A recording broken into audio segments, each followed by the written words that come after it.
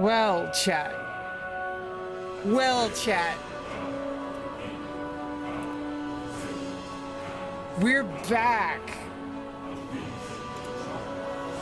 We are back. We're back.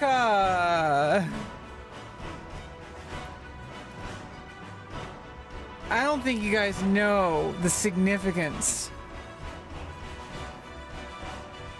I don't think you know, Saugi. We are back!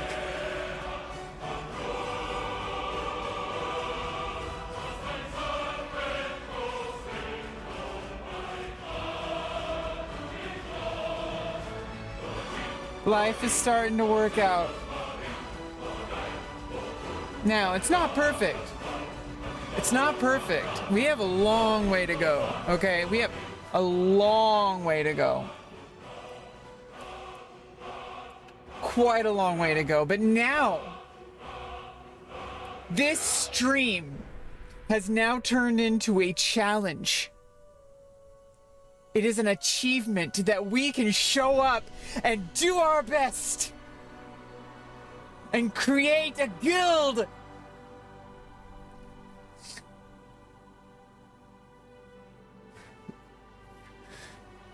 This will be the best guild in all of Benediction. That together we can rise above the hatred, the vitriol, and make it all about sweaty gaming, getting the best fucking gear that we can get, not caring about whether you're some sweaty incel, whether or not you're trans, whether or not you're black, white, whatever the hell you are. We don't care. Leave your shit. We're a guild. We're here to make money in the game. We're here to make gold. We're here to get all the stuff that we need in order to become the best guild in all of Benediction.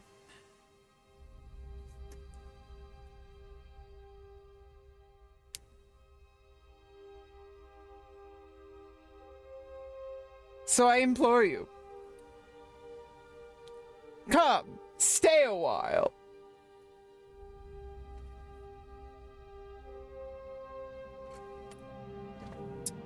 Now there are real life challenges, but we have overcome adversity here together on this stream over the course of 5 years.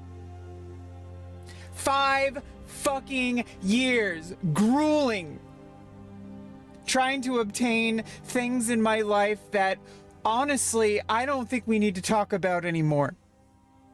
And we have gotten to a place in my life where I can get back into what truly matters. And part of that is creating a guild.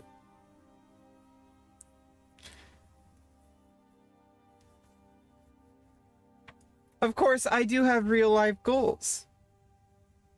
And as always, this channel will be about that. And I do have certain challenges, but a lot of those are being addressed now. I have a team. I have people who are going to help me get to where I need to be. And now I'm starting to feel the kind of energy I had when I was a teenager. When I would stay up until 2 in the morning playing Diablo 2 or sometimes Call of Duty, but mostly Counter-Strike. The gaming arc has returned.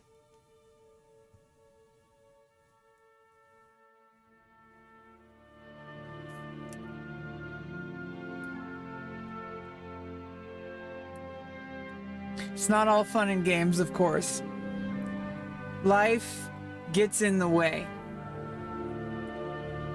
And perhaps I am the most delusional person on the internet.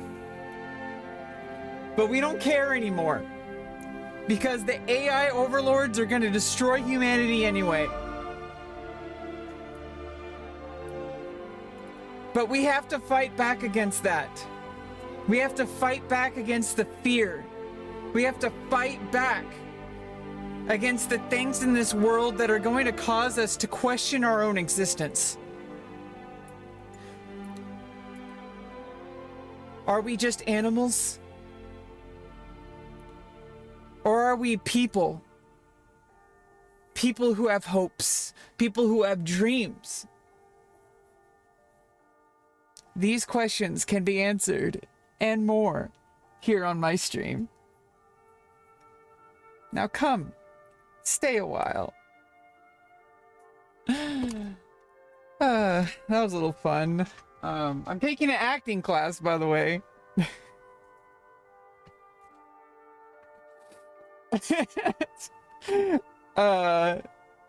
It is giving me some more like confidence in myself.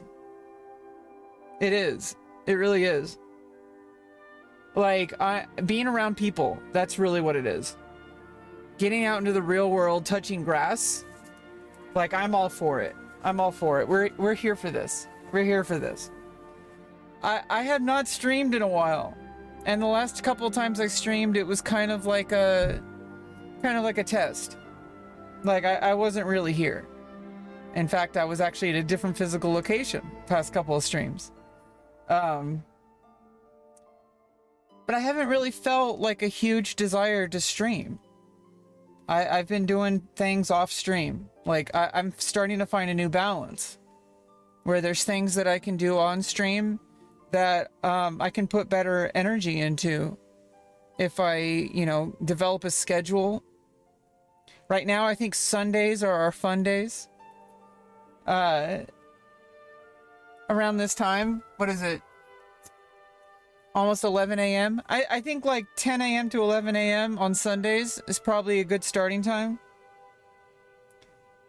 It's not too early that I'm just like waking up and, you know, starting my stream without getting my energy together. But also it's not so late that we're just like kind of, you know, I'm not a late sleeper anymore. Like I don't stay up very late. I pretty much go to bed like by 9 p.m. most days. Then I wake up like between 5 and 6 a.m. most of the time. But my mornings involve, you know, like just resting, you know, just collecting my thoughts, having coffee, all that kind of stuff.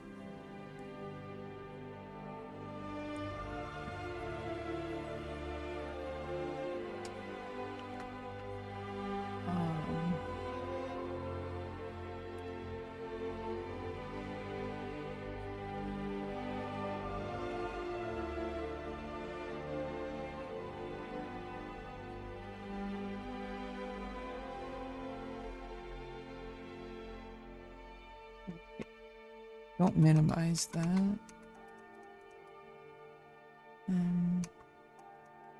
There it is. Okay.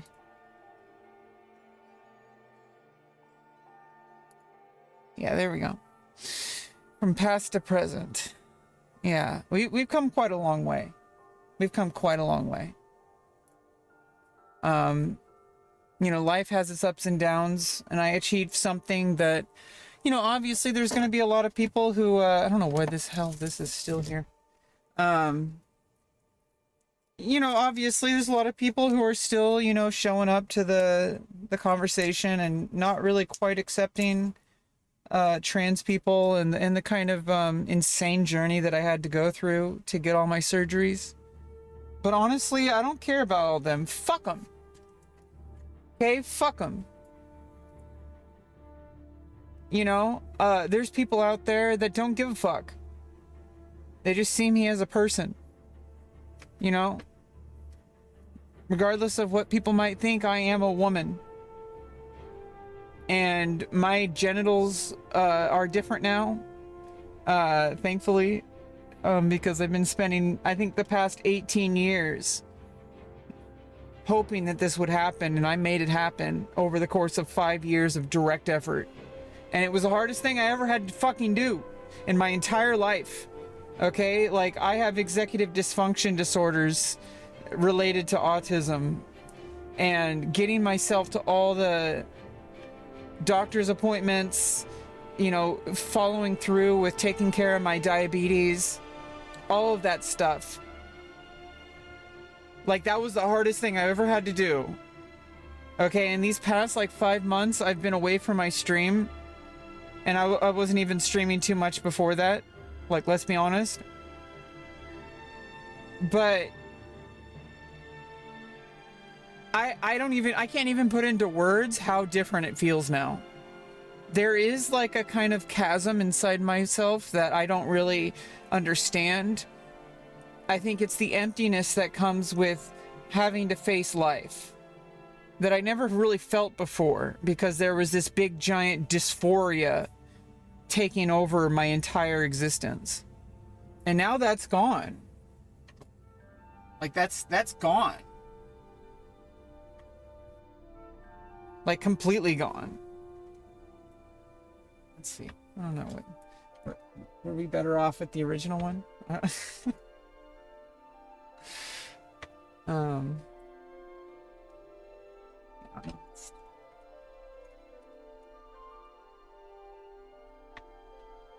Yeah, all that's gone.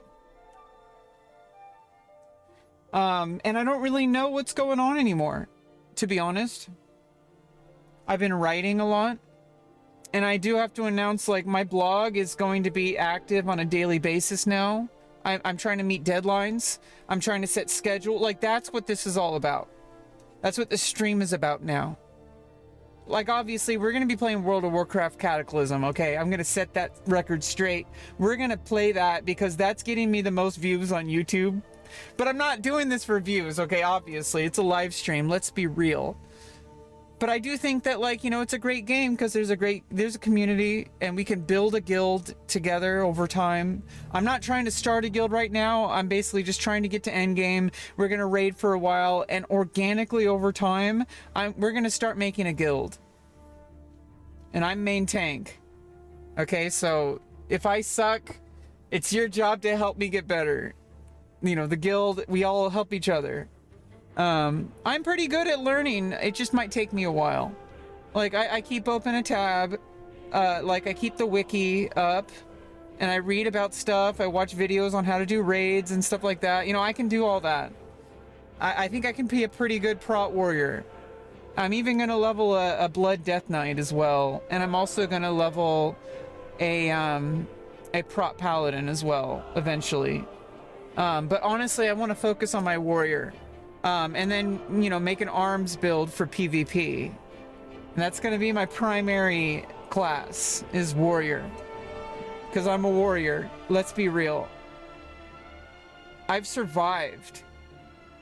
Something that I thought that, like, would never happen was I got myself to actually follow through with an extreme 5-year medical process. Like, I showed up. And I did it. And it's been a really lengthy recovery, and things aren't quite where they should be, but that takes time. But I'm starting to, you know, get the reality setting in that life is still full of things to accomplish. You know, life is so full of stuff out there. You know, I can take an acting class. That's what I'm taking. Meeting other people, possibly making new friends. Expanding my skill set, you know, learning how to memorize scripts. It's a really weak skill of mine. I'm mostly like I do have like a performance energy, but there's like something I need to cultivate inside of myself in order to go from like a basic like kind of performer to an actual actor. It's a really difficult process. I'm also building my modeling portfolio. So, you know, I'm doing that. And I'm setting a schedule for that. And 1 to 2 days is my goal. And I already did 2 days this week. So, I already met my quota. I'm also setting schedules of daily publishing to my blog. And I even started writing a short story again. And I have 36 paragraphs written of the pilot episode, because it's going to be a serial It's gonna be a serial short story called Space Dinosaurs in Space. Yeah. It's about a Twitch streamer named Captain Dynamic, who is the #1 on the rankings of an MMO called Space Dinosaurs. And he's basically a nobody. He's got like 2 viewers on his stream. One of them is like his longtime guild member, you know, his only guild member now. And I'll explain that in a second. And the other viewer is just like a bot trying to sell platinum. It's not gold, it's platinum. It's trying to sell platinum in his stream, and he bans him. He bans the bot. And basically, he's a nobody. Think UHF meets Galaxy Quest. That's like the tagline for like what the series is. It's a series of short stories involving a Twitch streamer who goes from zero to hero because there is a real-life space dinosaur hunting group trying to colonize in the far reaches of the galaxy that takes people from different parts of the galaxy, including ancient humans that are like Cro-Magnons that have colonized with the alien race, that have evolved this far out in the reaches of galaxy. And so this guy, he's like, he gets fired from his job at like a movie theater while he's imagining himself as Captain Dynamic, you know, saving the day, kind of like UHF. Okay, hey, it's not very original, but trust me, it's gonna be different. Trust me, it's in my own voice, and it's not literally UHF meets Galaxy. It's gonna be cool. Trust me. It might even eventually become a graphic novel. But basically, he loses his job, goes home. He has an intern who's like a wannabe journalist named Helen. And he basically doesn't even know what she's doing there. Like he basically hired her because like she's some college student who doesn't have a place to live. You like the sound of this? Yeah. So he inherited a building that was a former publishing house for a sci-fi short fiction magazine that is now defunct. That was basically, it was owned by his now deceased uncle, who was a famous short fiction writer for sci-fi, who now the only thing that's left of his legacy are his old issues of the sci-fi magazine, and the house that's like basically just garbage. It's like worth nothing. And the other, like the co-owners of the publishing house did a bunch of legal foo and basically converted the entire business to an online service and made millions. And Larry Lewis has seen none of this. All he got is the defunct house that is like basically condemned. And so he comes home, he puts on his Captain Dynamic helmet that's all blue with like with a streak of silver to make himself look like a superhero mask, so he can go log into Space Dinosaurs and go hunt dinosaurs for loot in order to colonize planets. However, the player base has basically decided that dinosaur hunting is not what people want to do anymore.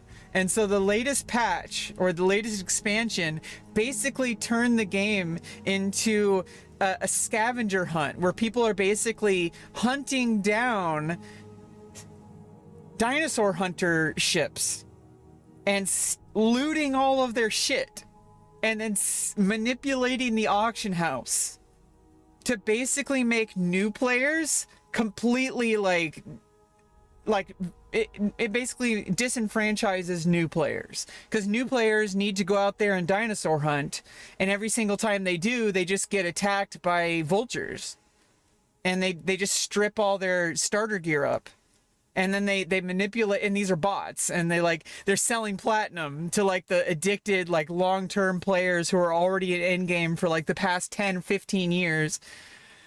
And there's only like 200 to like 1,000 players like at any given time. There's like barely, this game is falling apart, and Captain Dynamic is like on a crusade to revive the game. But he only has like a few people in his guild, and like he gets like 2 viewers on his Twitch stream. He's basically like, he used to be the #1 streamer for space dinosaurs. He used to be the top streamer, but then the game turned into a spreadsheet simulator, and now his niche in the game is now completely defunct, and he's trying to revive it.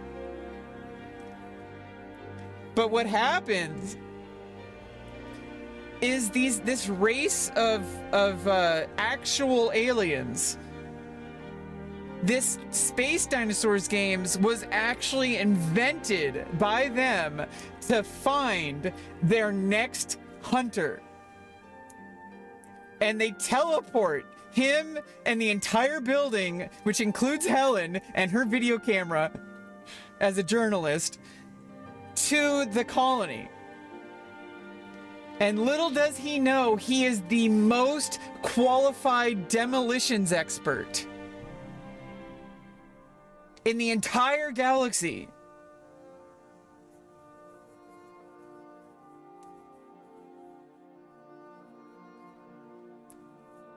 And so it's basically a series of he goes through the dinosaur hunting, and Helen takes recordings of it and edits together videos of space dinosaurs, like an actual video series that everybody thinks is fake, but it's actually real. But because it's fake, because it's like, it looks fake, they can get away with the YouTube monetization algorithm. And it starts to pick up popularity of his stream again, and he starts making a guild. And over time, space dinosaur hunting becomes the #1 activity in the server again. And he becomes the top streamer again.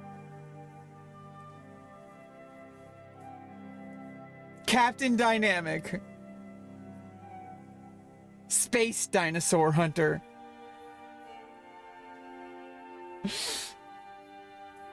Demolitions expert is what he is.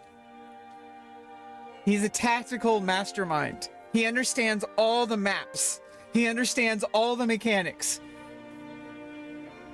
Like, better than anyone else in the entire galaxy.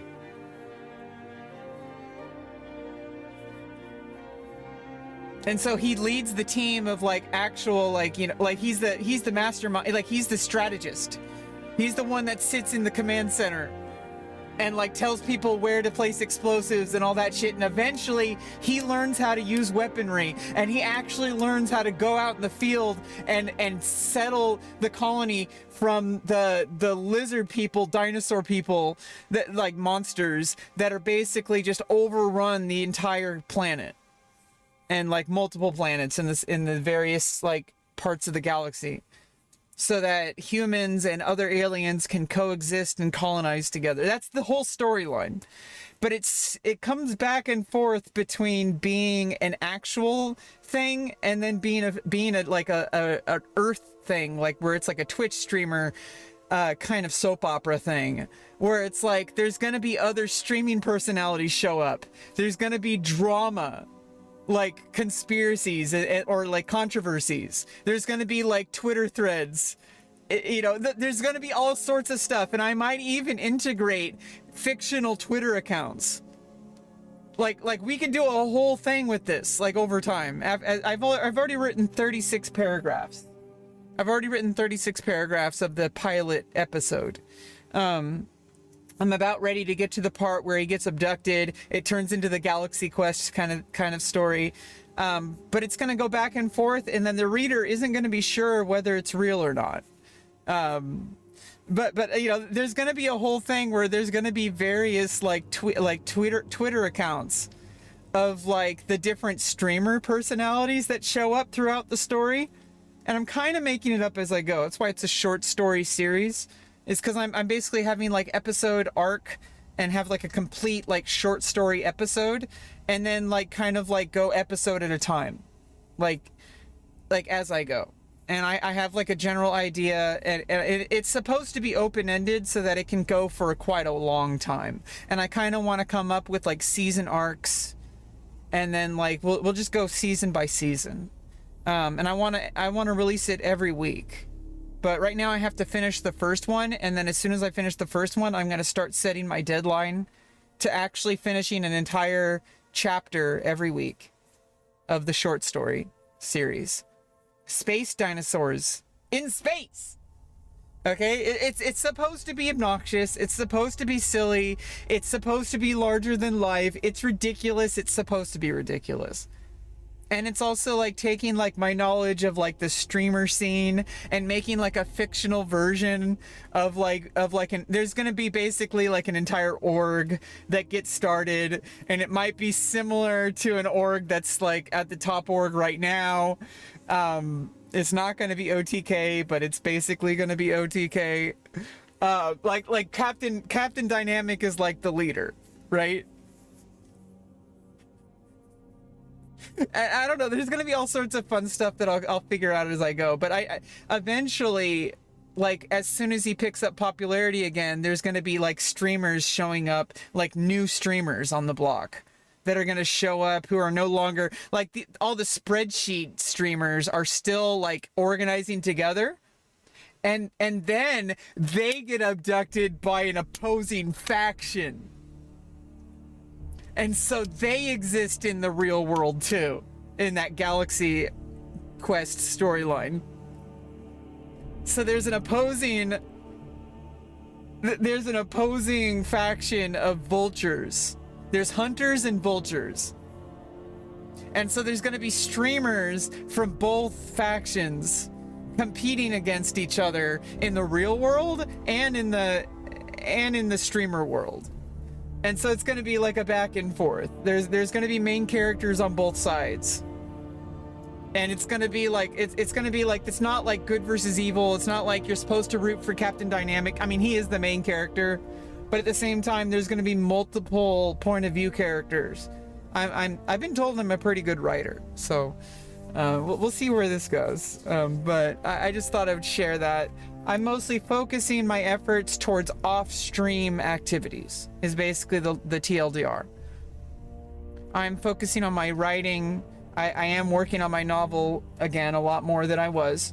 And I'm working on my modeling stuff. I'm going to class again, like I'm going back to school, like taking acting classes. I'll take dance again eventually.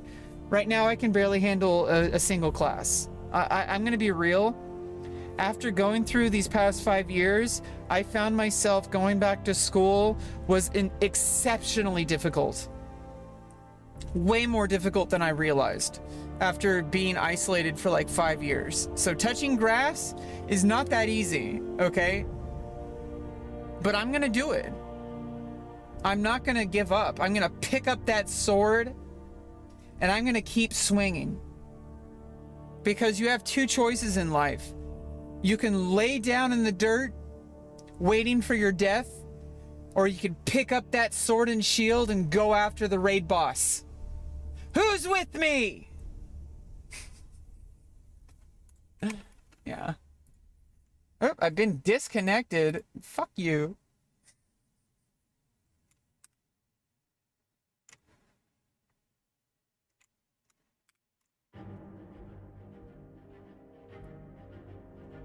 Yeah, so I gotta make some food. You know, I gotta make some food because you gotta eat. So we're just gonna get right back into the game. We're gonna do some dungeons and just hang out for a while. Okay, I did my like epic YouTube clippable version of the stream. I usually do that on my streams. Fluffy Poofer. I start out with like something that could possibly be in like a video. And then I just go kind of have like a hangout portion of the stream, and then I end with like clippable moments. And obviously clippable moments kind of happen organically. You know, I don't really try too hard for my streams. I pretty much just do my stream, and I'm not really focused on growing my stream. We're just here to hang out and have a good time. It's kind of a focal point for me. It helps me focus my life together outside of the stream. So that's kind of why I stream in the first place, and why I've been feeling a little funky since I haven't been streaming. And now I want to get back into a schedule where I stream at least once a week. Sundays at 10 a.m. or, you know, starting between 10 and 11 a.m. And, you know, maybe go for like 2 hours or so. You know, streaming is not like a real like main goal for me right now at this point in my life. I have other things going on. I want to build my blog. I want to build my modeling career. There's other things I can do. I'm going to be starting with a job coach in October, and we're going to get my modeling. And this person is like is completely like supportive and non-judgmental. But because there's like, yeah, it's like a director of like a job skill agency that helps people with autism and like other developmental disorders live with a customized plan to help that individual live a fulfilling life with gainful employment. And I'm also like, because I'm working with an org that helps people with developmental disorders live fulfilling lives. And one of those is housing resources. They have what's called a tooth fairy that's going to help me get connected to get my wisdom teeth removed and stuff like that. And I'm going back to school. So it's like that's all part of it. So this job coach is going to help me, you know, plan with non-judgment to help build my modeling career, and also my writing career and any other skills that I can have, because I am very, very, very employable. I just need some things kind of cajoled in my favor, and I need like a resume. I need a power leveler, basically. I need a power leveler. I need a guild leader, and this person is basically going to be my guild leader, going to, you know, show me the path forward so that I can actually be effective in obtaining gainful employment. And I'm just going to have to give that time. But in the meantime, I'm doing stuff anyway, and I haven't stopped. I'm still writing every single day. I wrote 50,000 words last month. 50,000 words.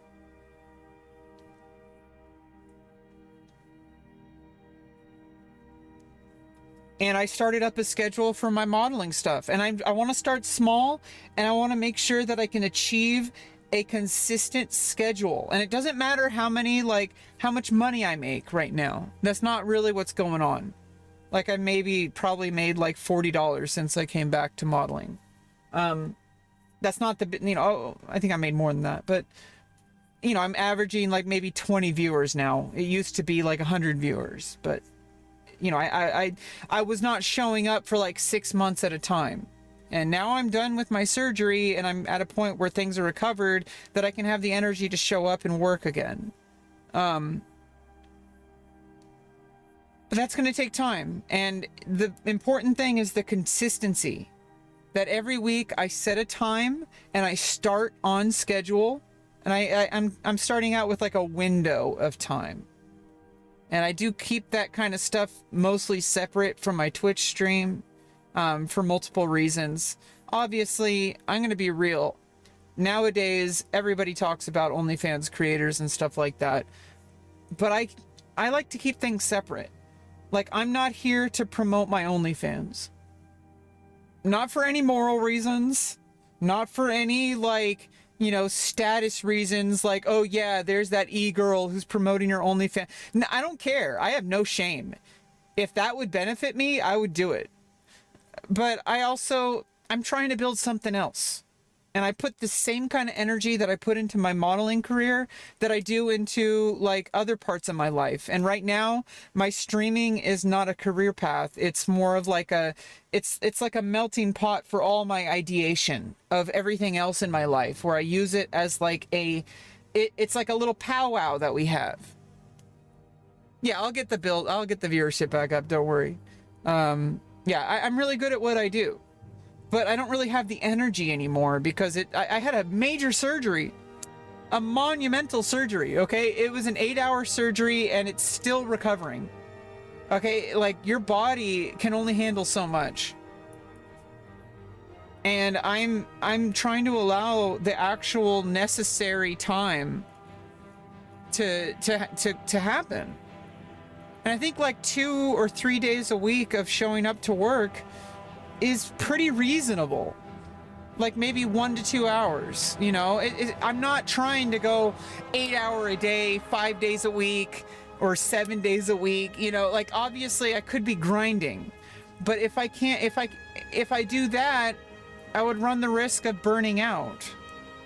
And I want to be able to show up on a consistent basis for the rest of my life. And you have to start small with achievable goals. And so that's why with World of Warcraft as well. Show up, just queue up for dungeons. And if viewers want to show up with me, if you're around level 30, I'm Prot Warrior, so if you're a DPS or a healer, you know, come over to Benediction and we can have some fun just grinding dungeons together for like a few hours. And, you know, that's pretty much it. We're just hanging out. I'm not really trying to make content. You know, just hanging out on Benediction. So anyway, I gotta make something to eat, so I will be back in a few minutes.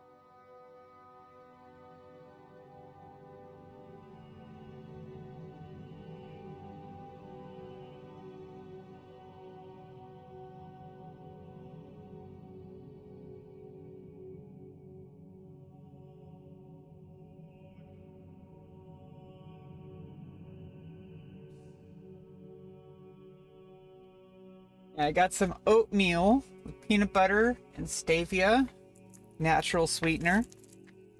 I like it better than the fake sweeteners like aspartame and stuff like that.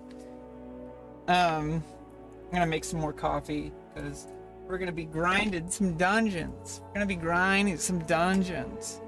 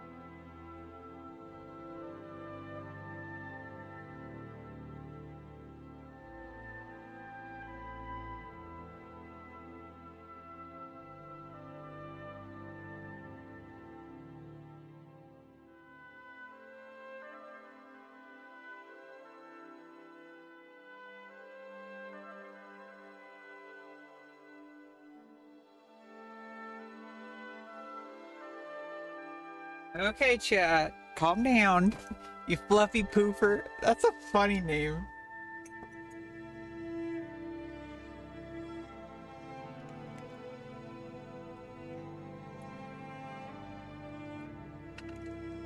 Fluffy poofer. Look at that what face over there.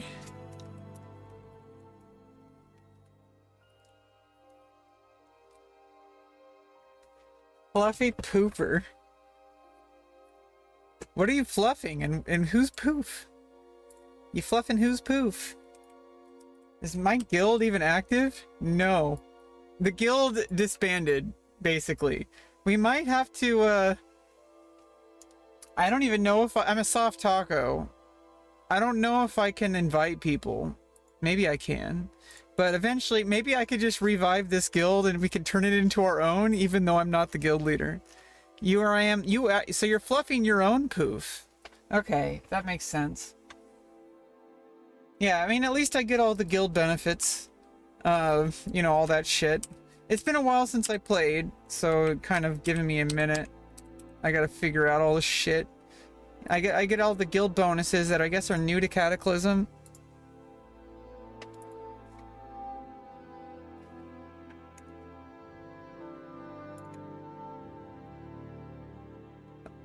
You know, Skyrim soundtrack is so nice. Like, holy shit.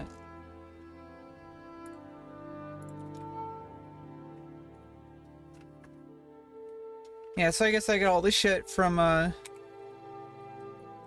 guild bonus. We're the Crunchwrap Supreme. Because we like Taco Bell over here. That was my, like, one of my first jobs, by the way. Was working at Taco Bell. My brother worked at Taco Bell, and, like, he was, like, a manager. So he got me the job. And I ended up getting fired. I have issues, okay? I'm autistic, and I wasn't diagnosed at the time. It was kind of difficult, but whatever. We need to move forward, is basically what my life is about right now. We're about moving forward. Yeah, I was the cashier in the drive-thru. I remember I had this, like, really gross, like, sweatshirt that wasn't even, like, it wasn't an approved Taco Bell sweatshirt. It was, like, some camo, like, urban camo sweatshirt, and it got so nasty after a couple of months, like, from, like, all the, like, handling of, like, the soda and stuff like that. Speaking of which, I've looked at my analytics. So on Twitch, the majority of my viewers actually come from soda poppin' viewers. And on YouTube, the majority of my viewers come from Asmongold viewers. Kind of interesting. People have called me Asmongirl before. I'm basically like Asmongold Light, is basically what I am. Oh, what happened to my... Do I have... oh, I do have the stew. Okay.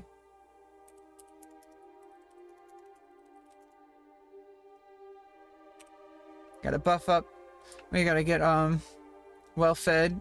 Okay, okay, okay.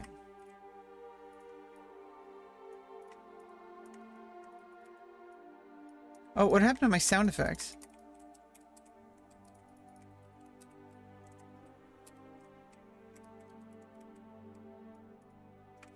Ah! Oh, oops.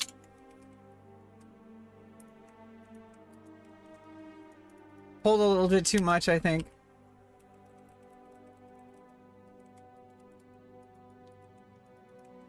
I don't think they were ready to.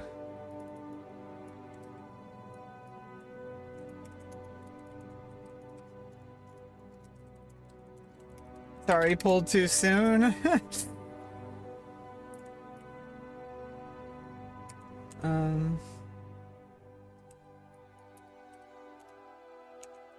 Oh, there is a quest.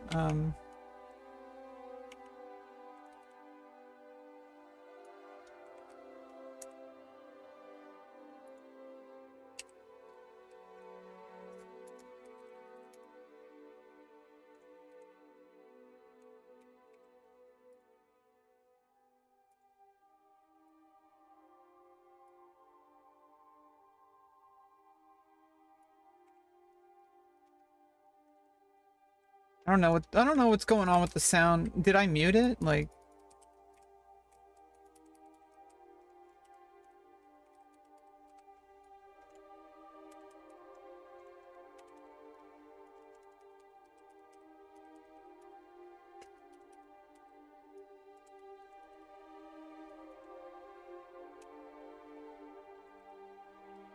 oh man, I should have saved the victory rush.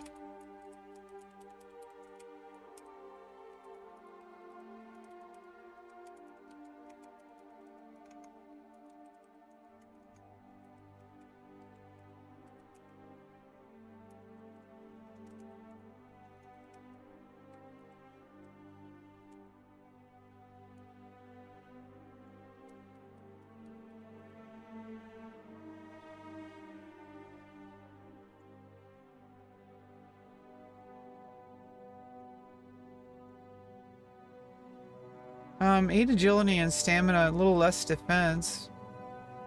Yeah, let's get the agility and the stamina. Oh, Vordrassel got it.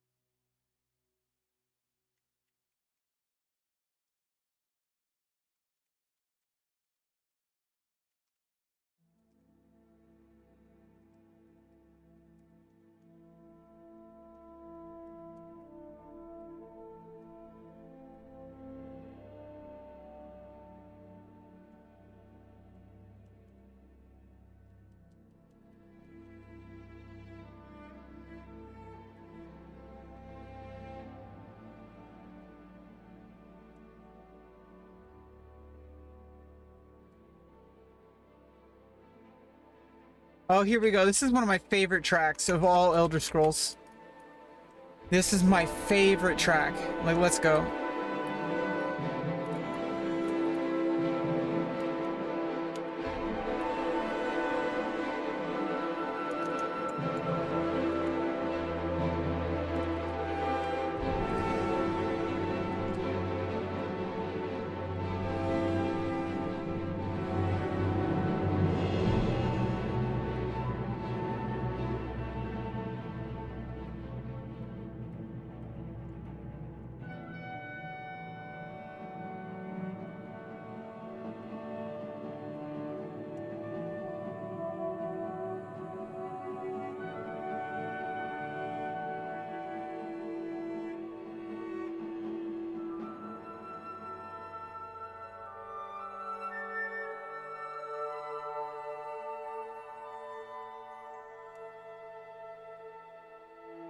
Gift of the Naru.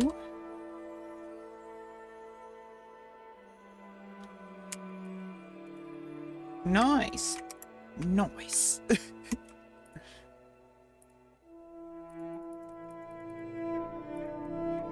Okay. GG.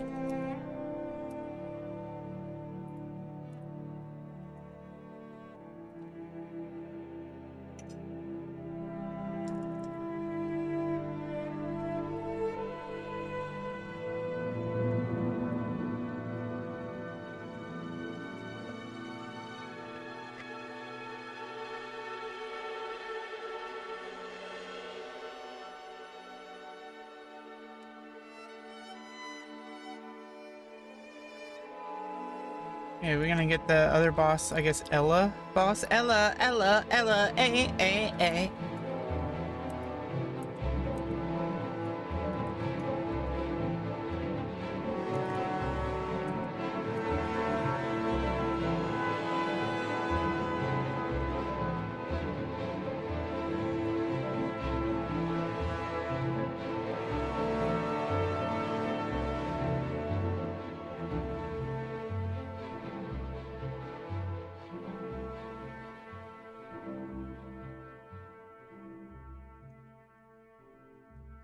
Do some farming.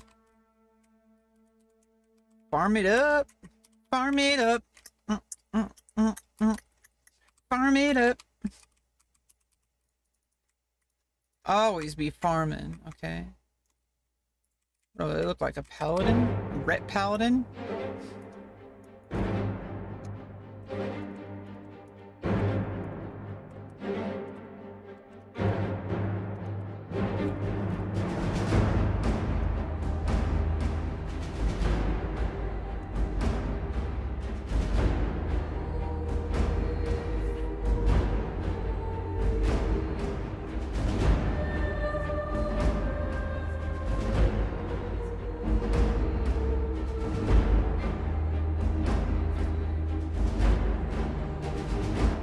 Gotta heal up. Oh. I had the music way too loud. Jeez. Yeah, I gotta heal up. Um,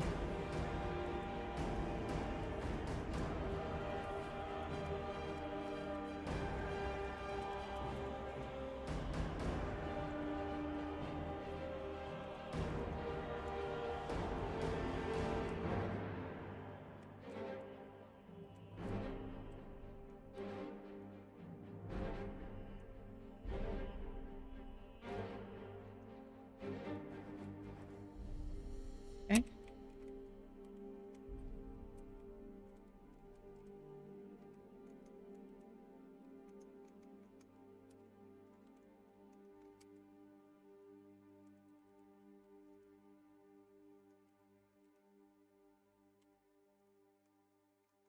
I love warriors so much.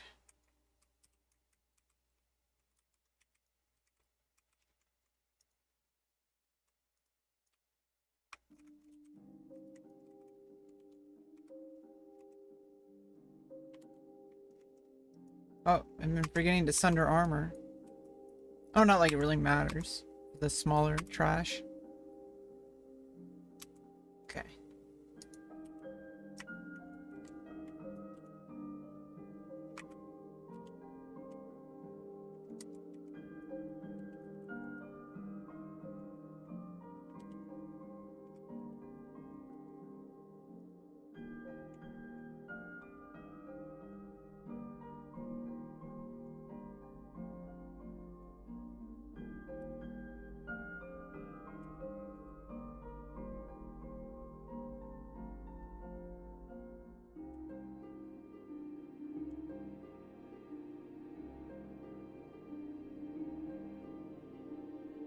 Nice.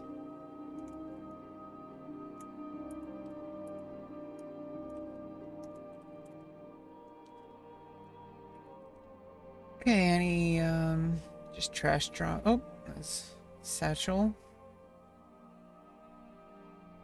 Okay.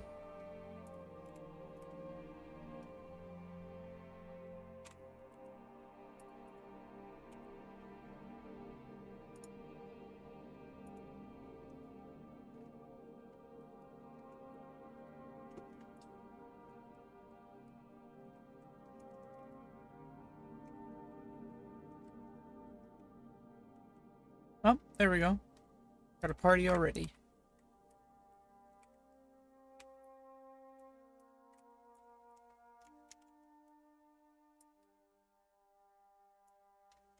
I got 18k XP, 104k an hour, 10 minutes. 17 silver. Stormwind rep plus 550.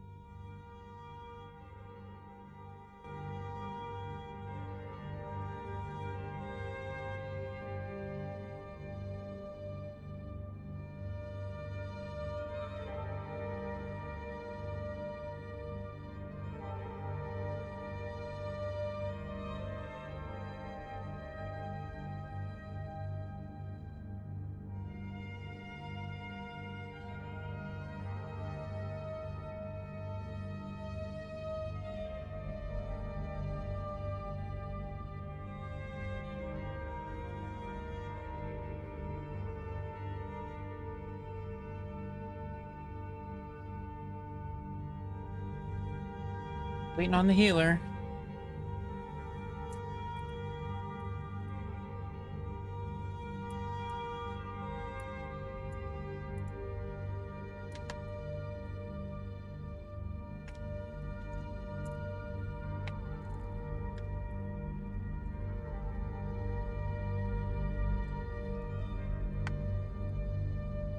Oh, there we go.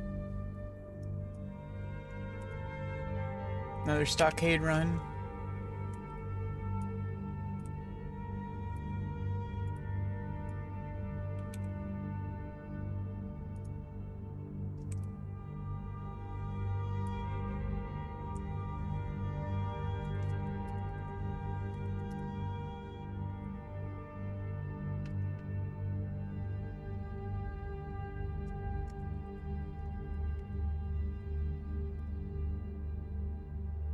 Anyone need other bosses?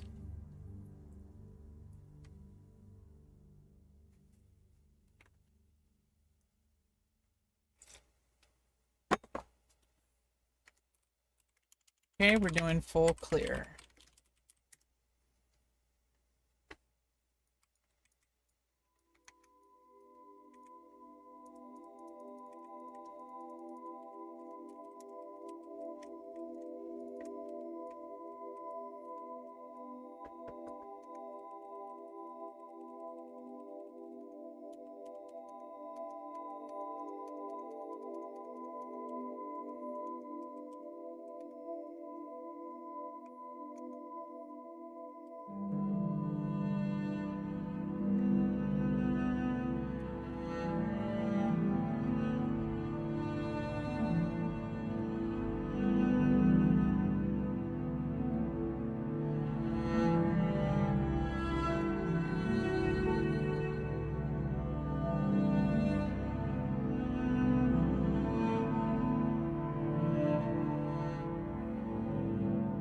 You don't get revenge for like a lot longer. I think, what is it, like level 40? We got 10 levels to go before I get revenge. Lame.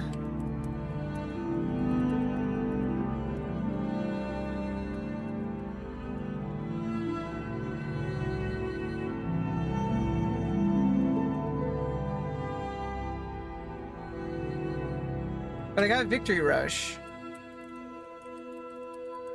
I don't believe, like, in Wrath of the Lich King, I don't think Victory Rush was available in unless you were...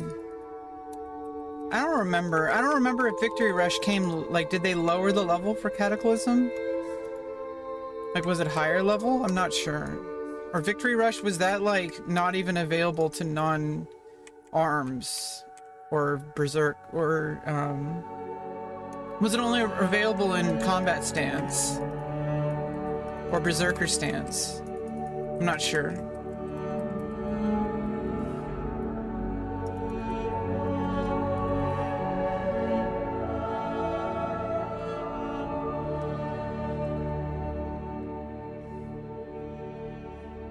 Running some stockades.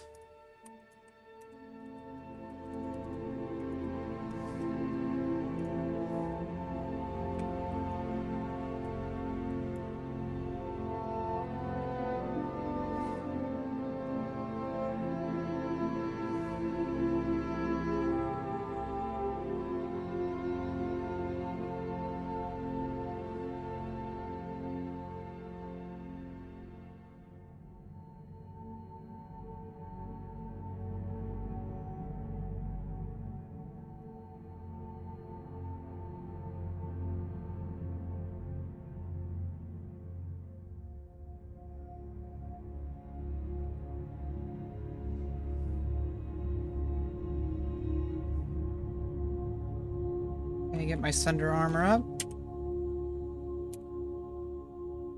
And get my shield block.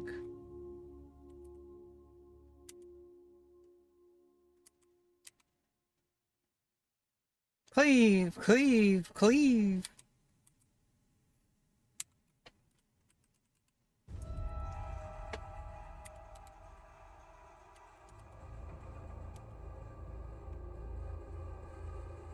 Nice, level 31. What was the next one? Yeah, I can get...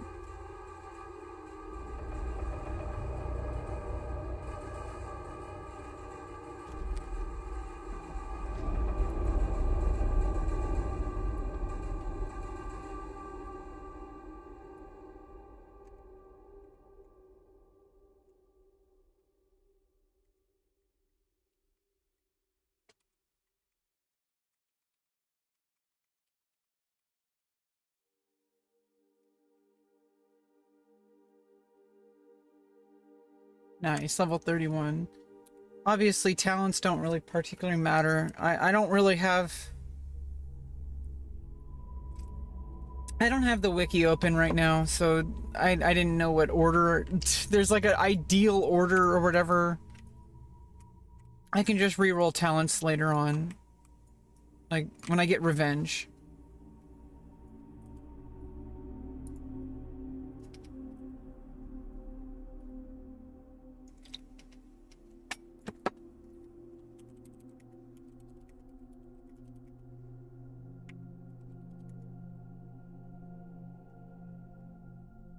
Yeah, I'm just rolling dungeons. We're just gonna get to, like, Northrend. Basically, you're just gonna, like, dungeon up to level 70, and then we're gonna do Northrend quests, because I need all the stuff for, Renown, or whatever the fuck it is.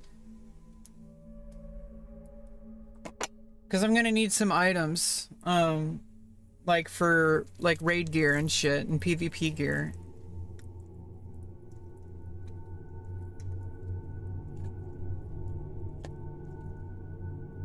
And also, I want heirlooms.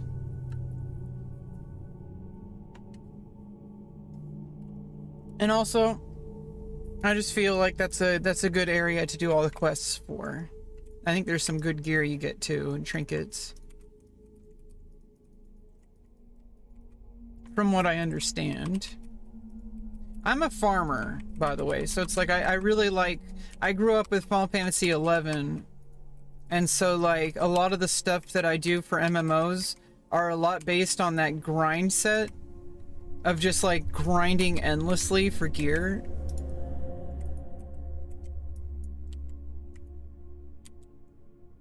So I'll, like, grind gear a lot. But I'm only level 31, so we got quite a ways before we can get into farming mindset. Like, level up mining... level up jewel crafting, probably around level 70 to 80 plus.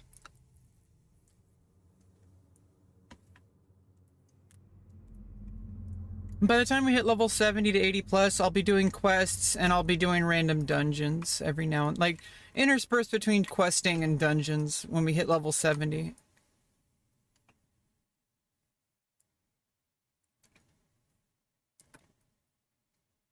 Someone has declined the invite?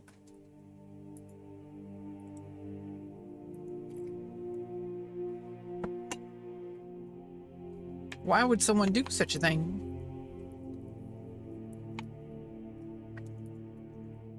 Oh, and I forgot Evelyn here. I forgot. I missed her. Thanks for the follow.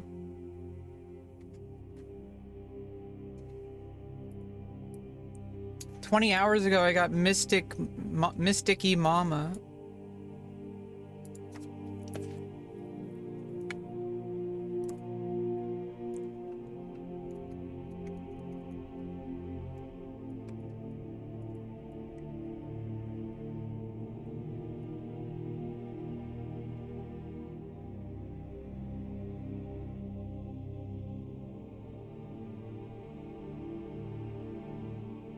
Starlit Monastery.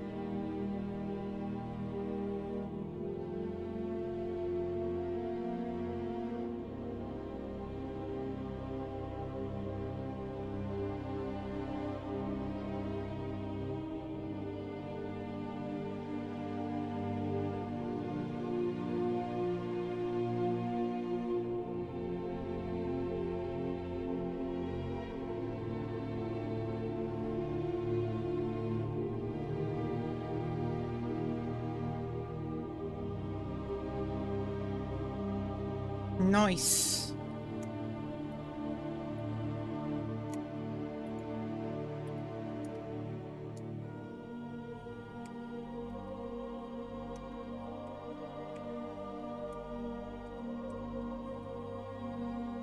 Healer's out of mana.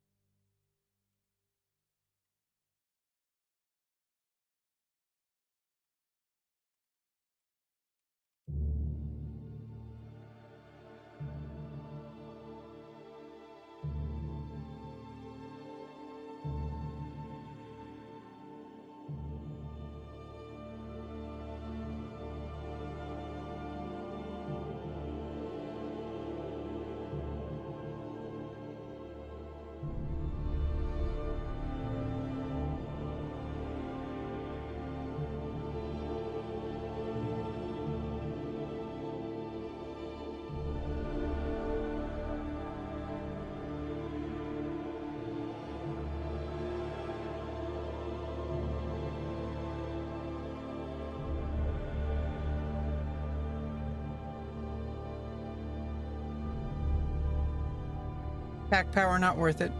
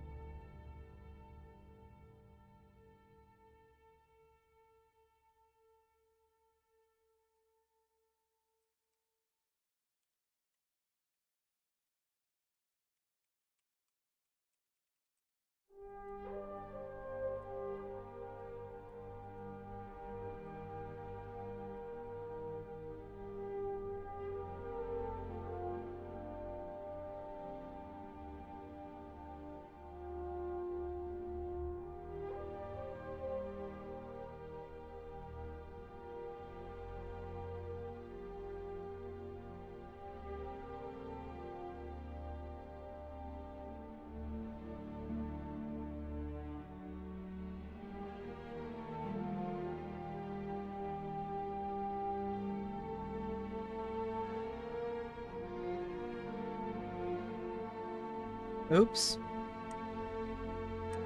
Went the wrong way. Okay, here we go. Thanos. Come on, let's go.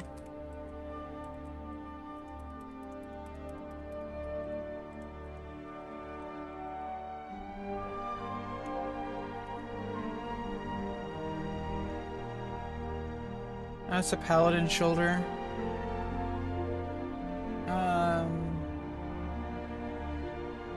Yeah, I got way more armor on mine.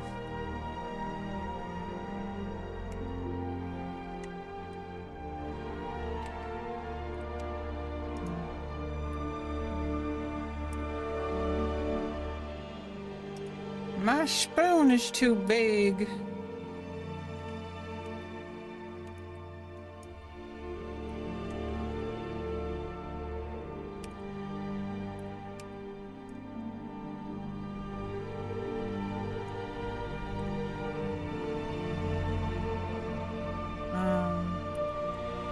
Ooh, nice. I finally got a helmet.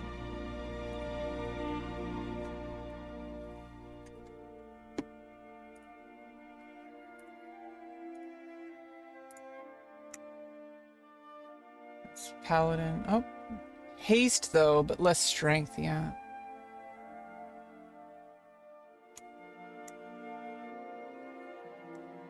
Yeah, strength and stamina. That's a paladin neck.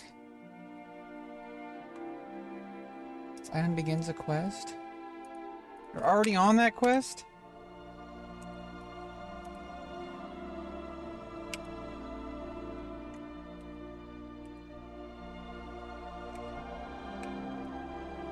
Rebirth?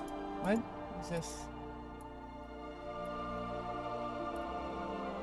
Oh. Meth and crack? The fuck?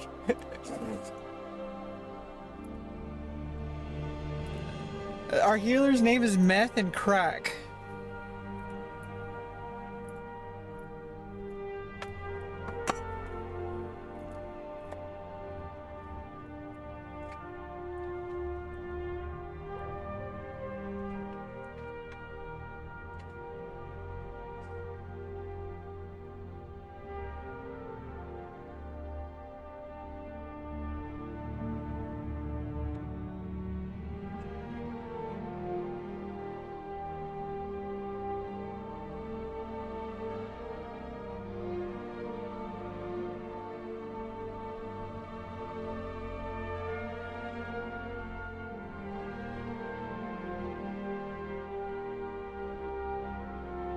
I'm back to this is deja vu. Rebecca Smash.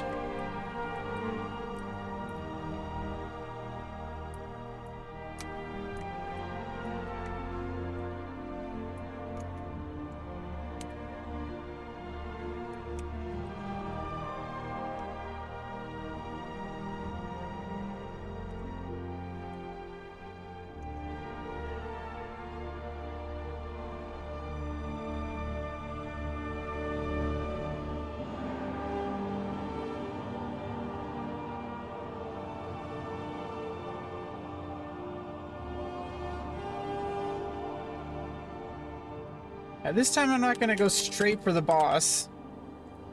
How about we like clear the area from trash first?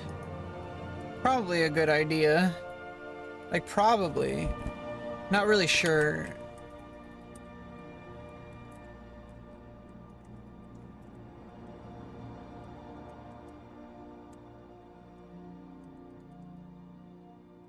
Oh, this is the boss.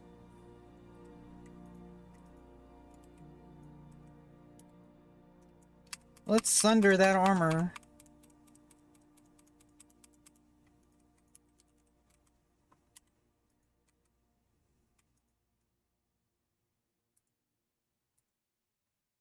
Crystal Starfire? Got some ninja looters. No, they probably needed it.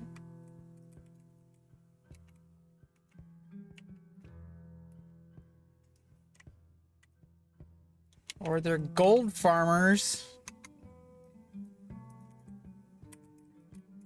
I'm just gonna assume the worst for every player on my team. I'm gonna assume the worst, that they're bots.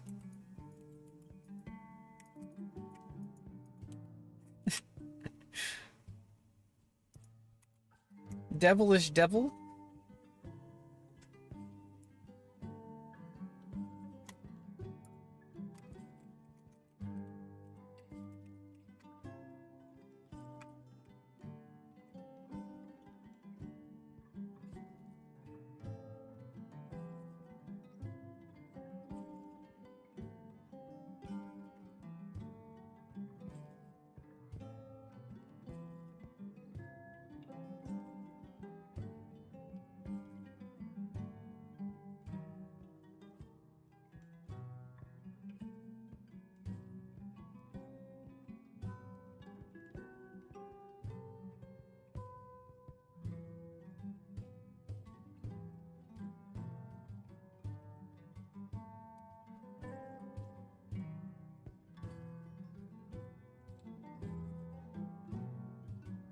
Oops.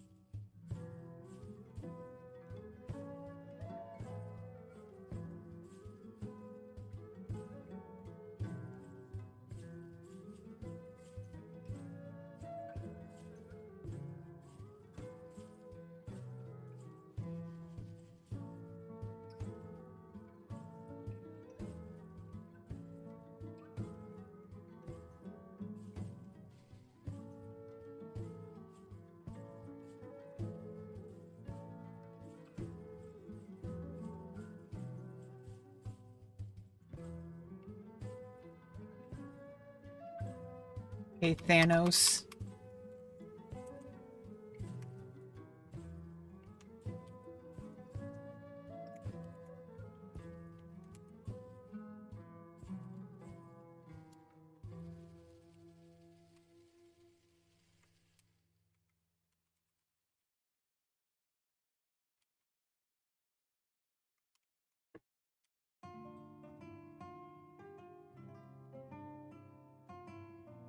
Nice, level 32.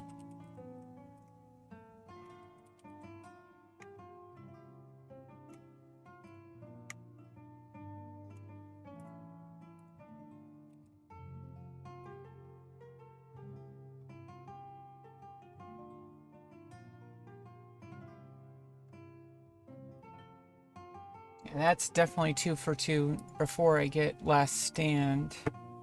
That's kind of an emergency.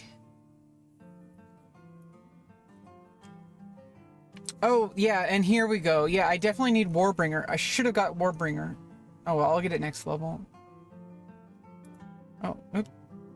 Wait.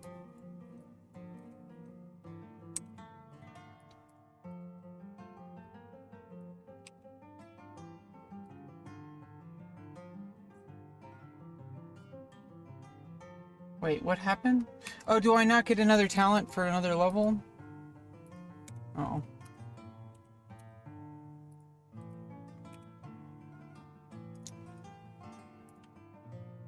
Sorcerer. Sorcerer. A sorcerer. How dare you? I already have that quest. Delete that shit. Delete my entire social media. Like, why? I'm just gonna be back in a day. Like, let's be real. Shit's for life. I mean, think about it. It's an avatar version of you. Why would you ever delete it? Think about it, chat. Okay, we're in Mordor. Mordor. We're in Mordor. Mordor. We're in Mordor. Mordor. We're in Mordor. Mordor. One does not simply walk into Mordor. Mordor. To Mordor. Mordor. Mordor. To Mordor.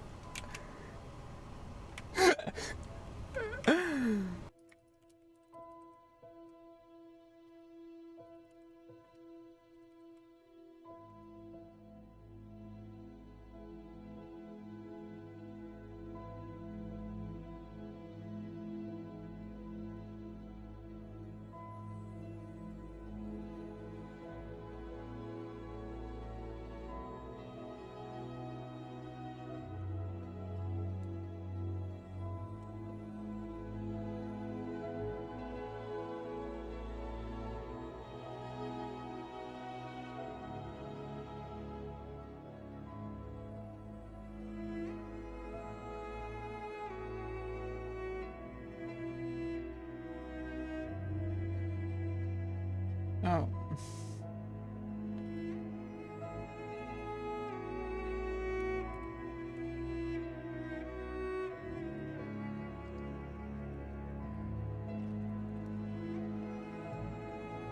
Yeah, been a little bit of minutes before since I've done a Moradon, okay? So cut me some slack, okay?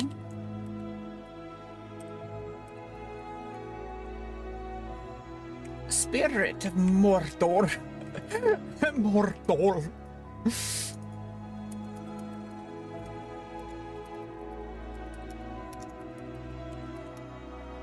Mordor.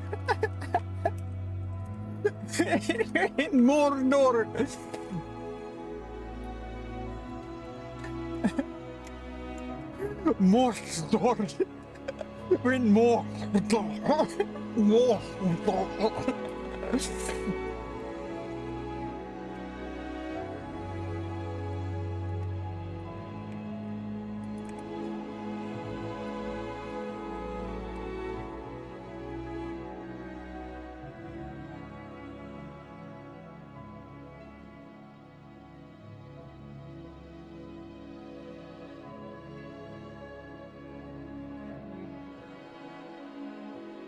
think we go this way.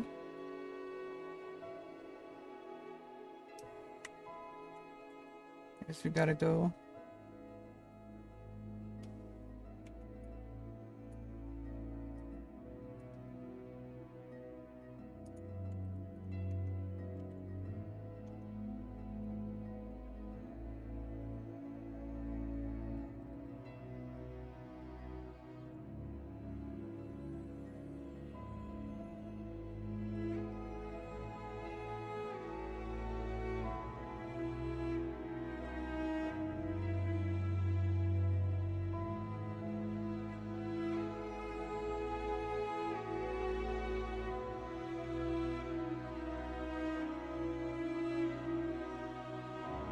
Nice, we got LOS for a second.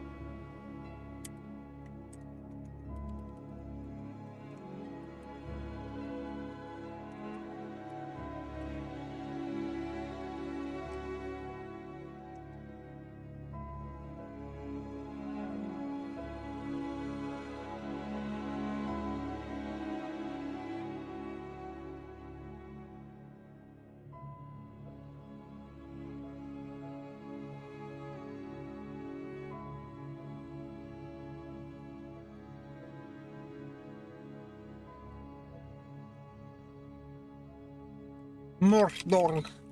We're in Mordor. Mordor. We're in Mordor.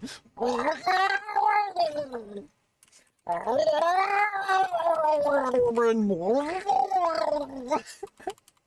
We're in Mordor. Oh my goodness. Oh, we got a clip right there. Probably. I don't know. Who the fuck cares? This song is badass.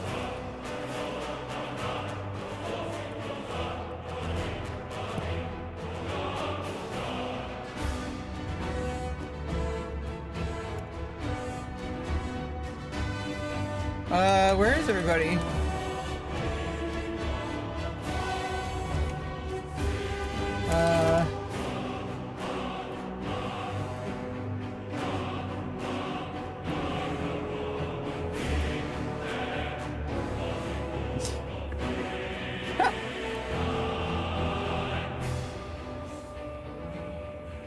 I'm not sure what happened.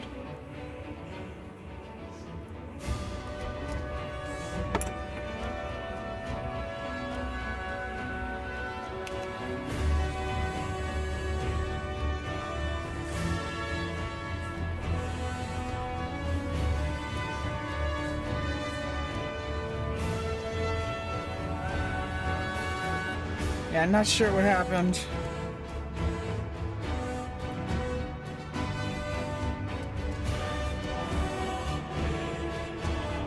Not sure what happened. No.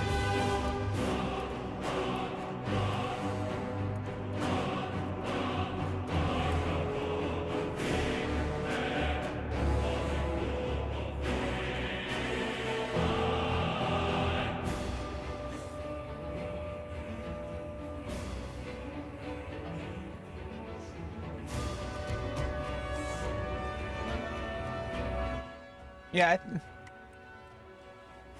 I thought we got the boss, but we skipped it, and the mage got it. Mage and the hunter.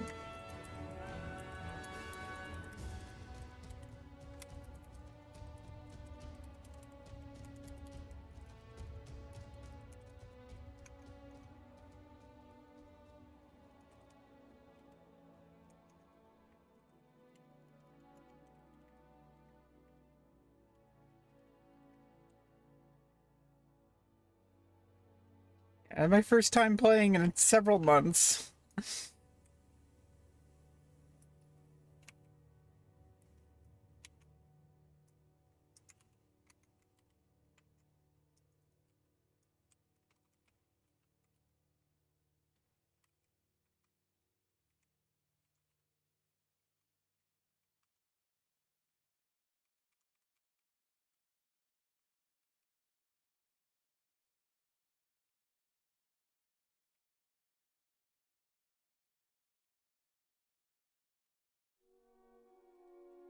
Oops. Thunderclap those cheeks. My own cheeks, I guess. Bop-a-doop. Heroic throw. Heroic throw my ass. Jeez. It's not heroic at all. It's a regular dungeon. This isn't a heroic dungeon. That move lied.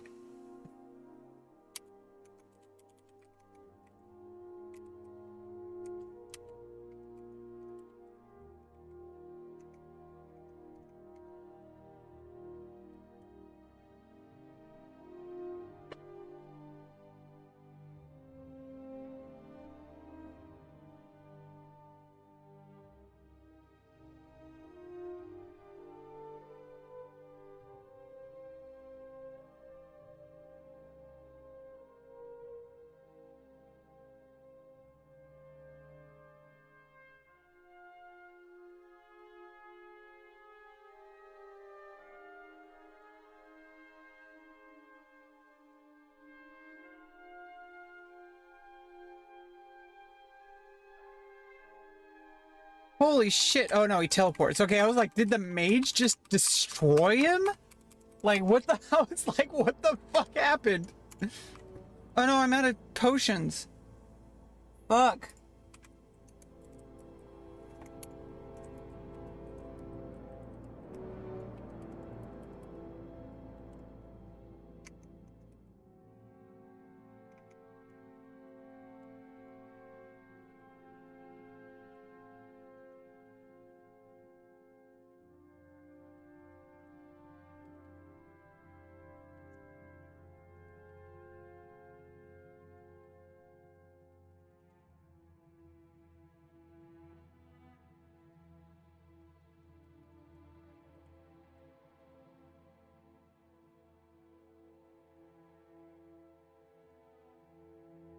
Oh.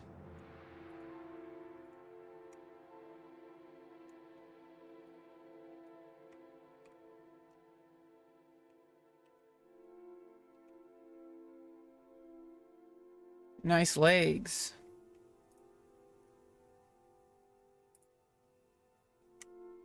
Oh my god. That's a huge shoulder upgrade. I don't have required proficiency. Oh, I need a level 40 first.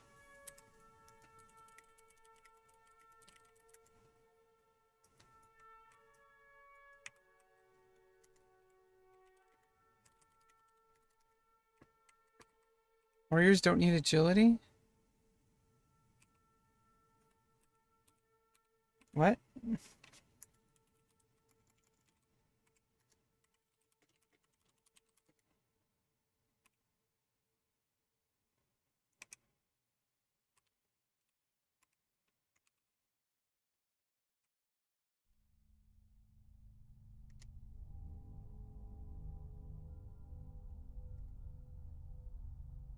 Oh, agility doesn't do anything for warrior anymore? Are you serious?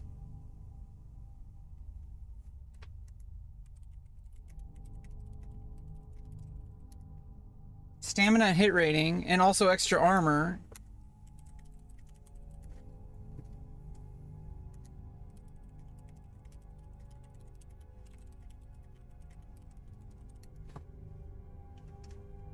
Wait, is that true? Or is this person making shit up?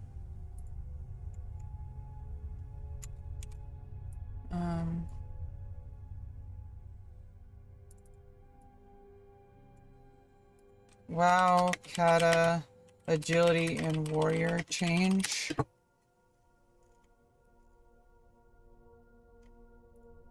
Agility increases ranged and melee attack power for some classes, including armor rating. Rogues and warriors gain 1 range attack per point of agility.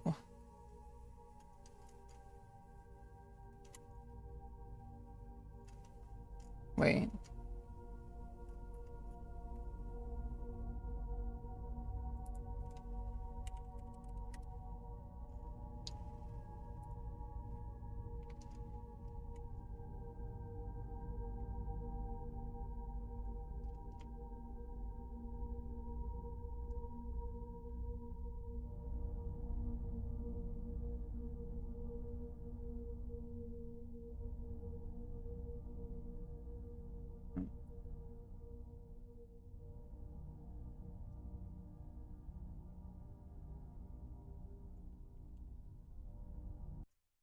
I don't know what this person's rambling on about, to be honest. Didn't know agility was useless. I don't know what the person's rambling on about. When they say useless, do they mean like it's just not as good? Because that's very different than useless. That's a very different thing.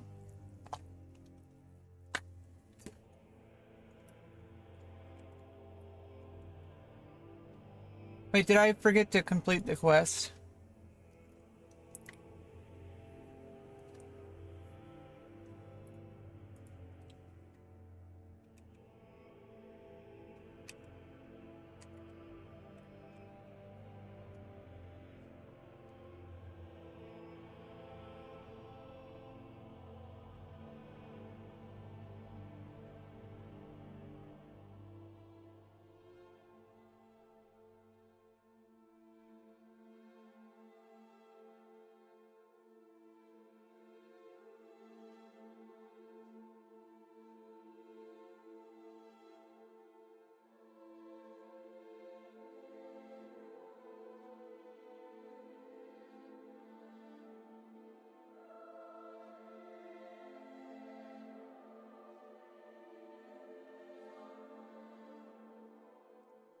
Yeah, throw that up on the auction. Do I have any new spells?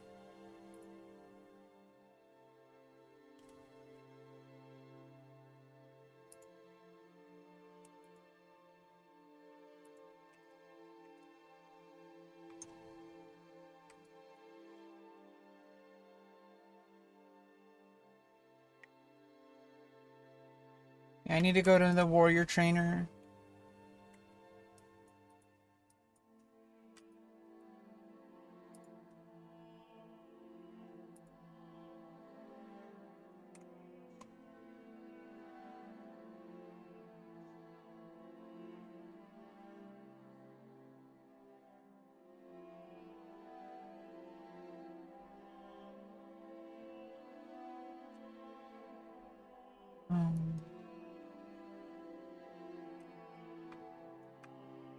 Wait, do we? Oh, I need to move that shit. I screwed up.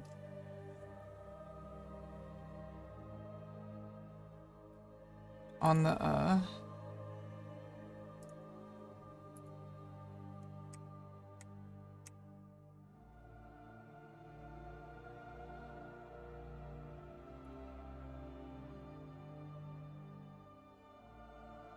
let's just put it up here, I guess.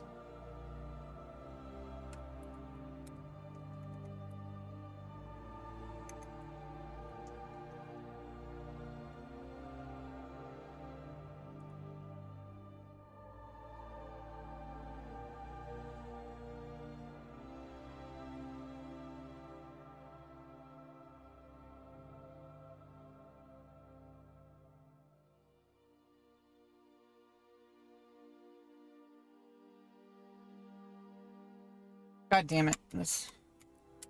There we go.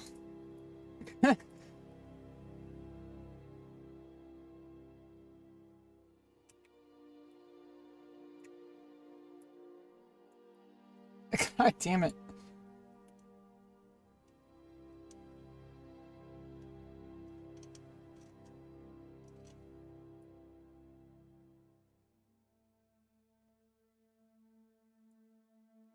Okay.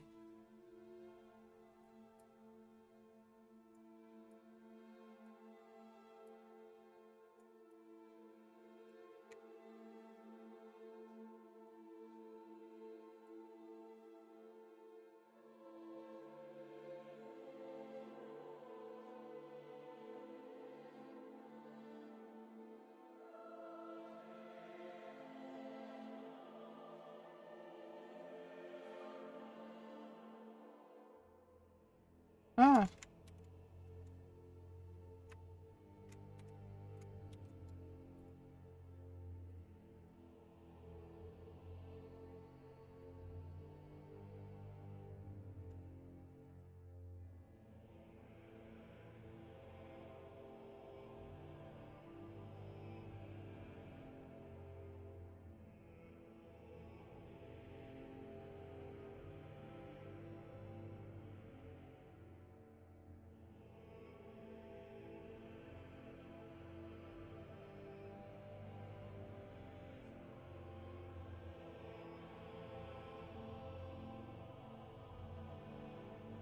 There you go. Oh.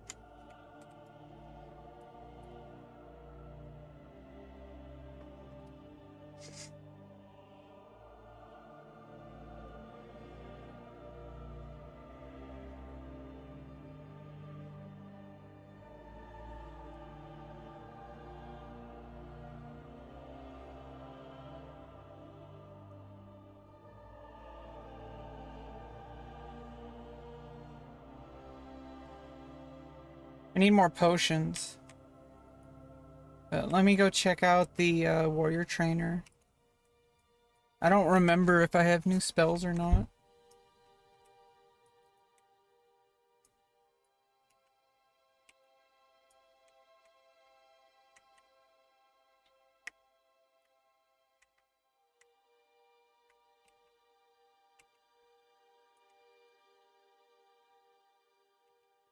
And then I gotta go. We're about approaching 2 hours. It's about time to, you know, close out the stream. Where the hell am I going? Okay.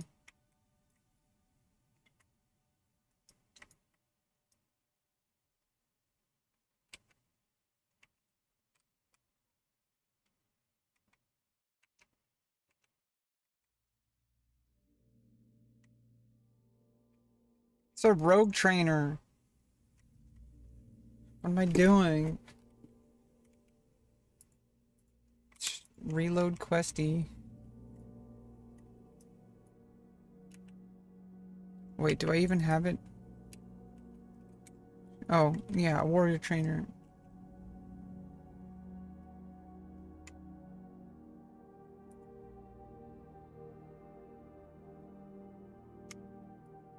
Oh, there we go.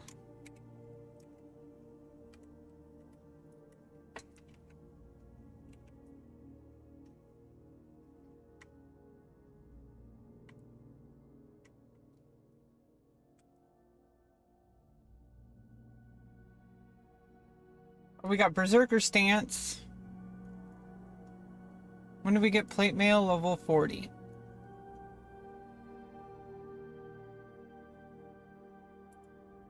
Retaliation level 62. Yeah, so we don't have any more arms until 62. Whirlwind 36 for Berserker, but I'm not going Fury or arms until I get ready for PvP at endgame.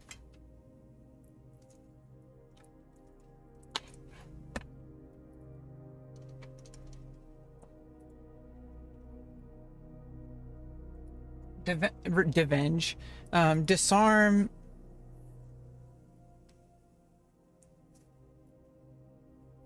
Level 34. Basically an additional stun. Revenge at 40. Shield wall at 48. Yeah, let me get... Yeah, and then I can start stance dancing better at level 58.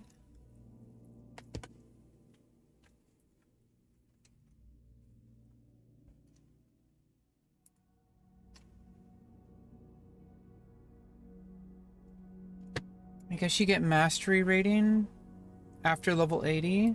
It's that Cataclysm thing. Yeah, so 2 more levels and we get disarm.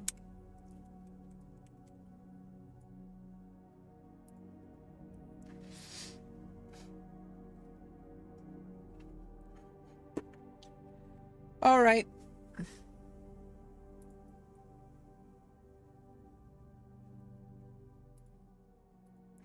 Well, thank you for joining my return stream, everybody.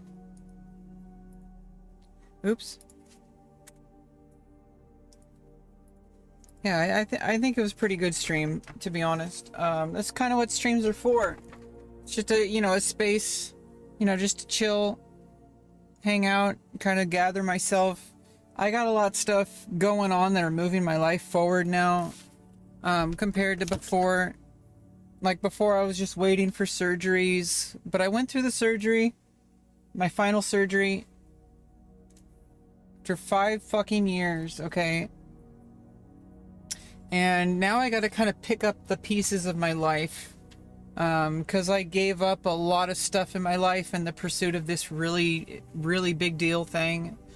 You know, vaginoplasty is not, it doesn't just happen. I even wrote a blog article about it. Like, I didn't just wish for it.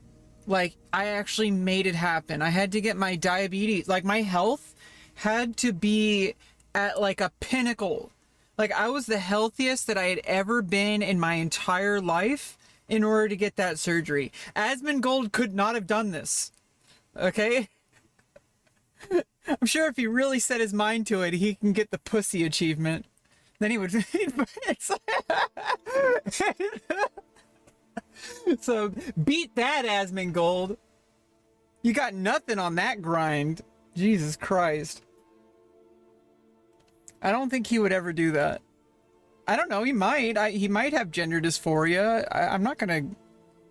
He might identify as male, but he wants a pussy. Like, he wants to be a guy with a pussy. With testosterone. Okay, so this is the next Asmongold training arc.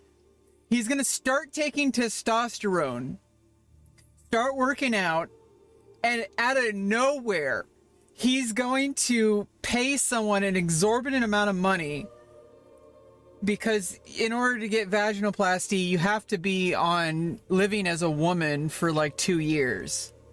You have to get doctor's approval. He's gonna somehow manage to convince a doctor that his gender dysphoria requires him to be a man with a pussy. And he's gonna do it. That's the only way you can own up to me, Asmongold. Are you gonna accept that challenge? You got nothing on me. I grind for 5 years straight and I got a pussy, okay? Beat that!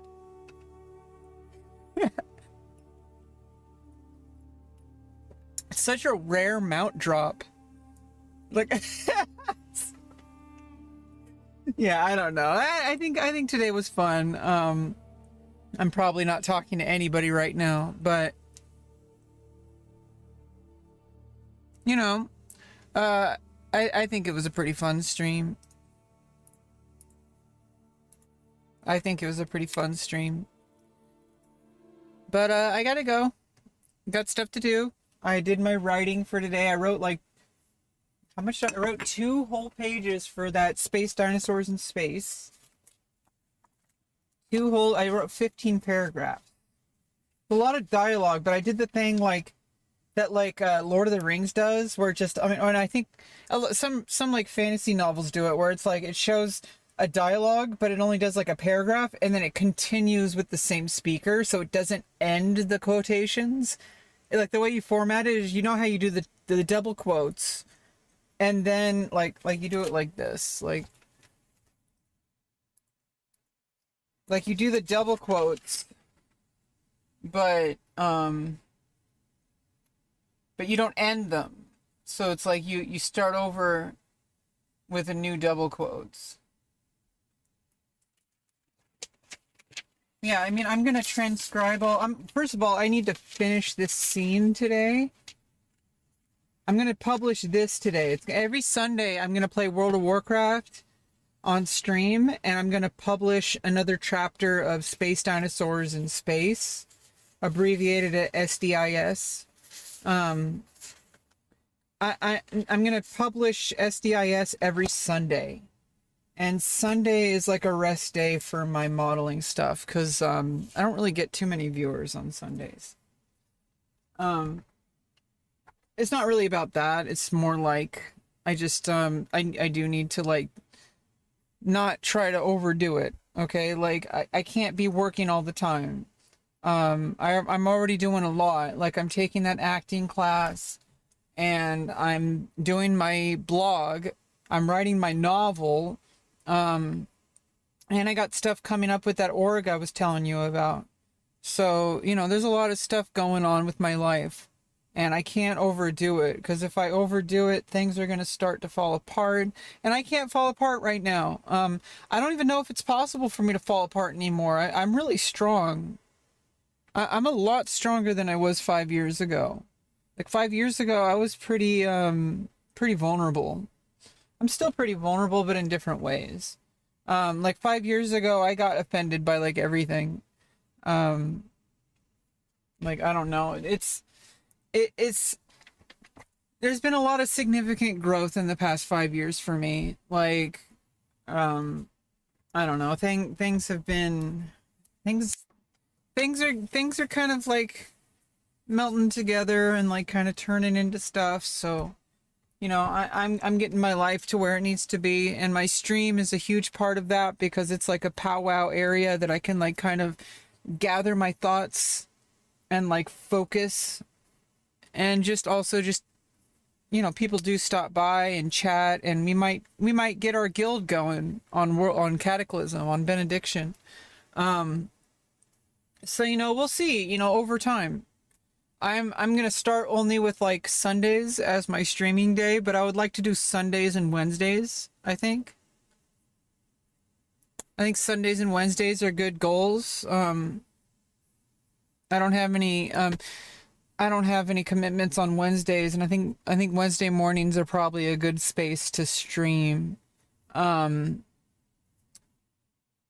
Eventually I think I could add Monday as well. So Sunday, Monday, and Wednesday, I think, will be my ultimate streaming schedule. And obviously it's not really for viewership. It's for me, because I need to maintain a schedule.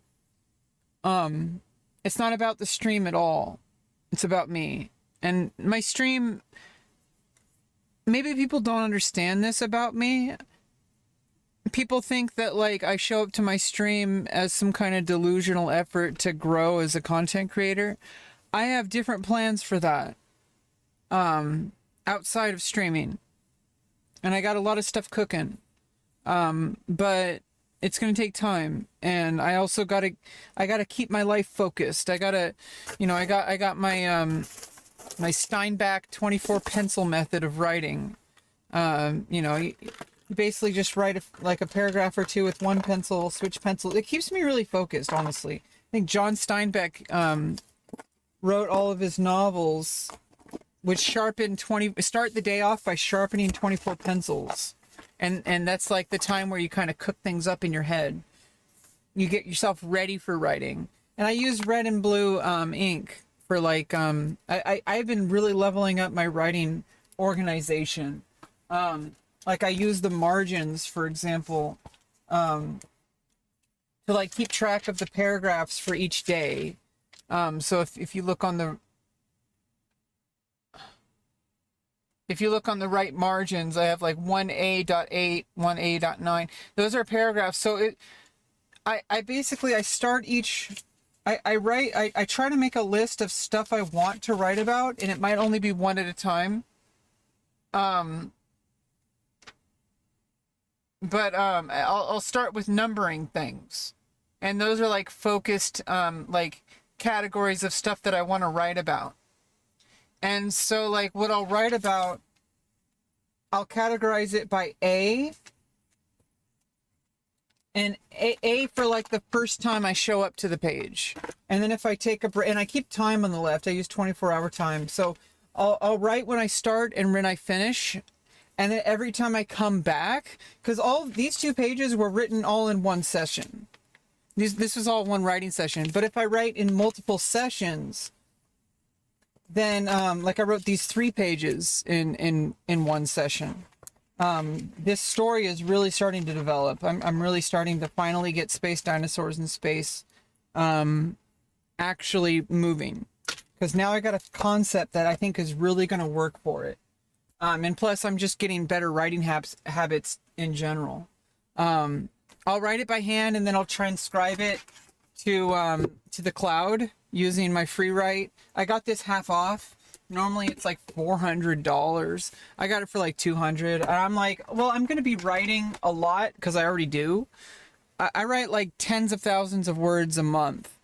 And this has changed my entire writing process. And I'm not like trying to like push for Astro House or free write, not sponsored or any shit like that. But it's insanely expensive item. I'm gonna be real. And that's the cheaper one, the alpha. The alpha is the newest one. I think the alpha is great because it's allowed me to it's leveled up my entire writing process. Because before I was just kind of randomly writing in my notebooks and like on my phone most of the time, and I'm really distracted easily by social media and like Discord, and I'd be writing a lot on Discord, which is not good. I know people accept me on Discord channels, like I go on a support channel, like on the Will Neff Discord. I'm pretty accepted there, but I've been writing too much on Discord. Even if other people don't mind, I mind. So I'm trying to set boundaries for myself, but also that energy could be put into my notebook. Like I could be putting that into my notebook. I also have a typewriter. I have a Royal Quiet Deluxe. So those things obviously are not connected to the digital space. They're not connected to the internet, obviously. They're not connected to Google Drive. But what I want to do, and what I do is I'll draft something either directly on the free write, which it backs up to their cloud service and to Google Drive and to my email if I hit send, which I always do, to make sure I have backups in multiple spaces. So if I write something on my typewriter or by hand, and if something is going to be transcribed later, like I'll put like a little circle on it, like I kind of need to do that right now. I'll cue things up for transcription by putting like a little, in pencil, I'll put like a gray circle, and then I'll type it up when I set, because I'll set a time, I'll set apart a different time of each day or during the week even, to take all the stuff that I want to transcribe to digital and just type it up.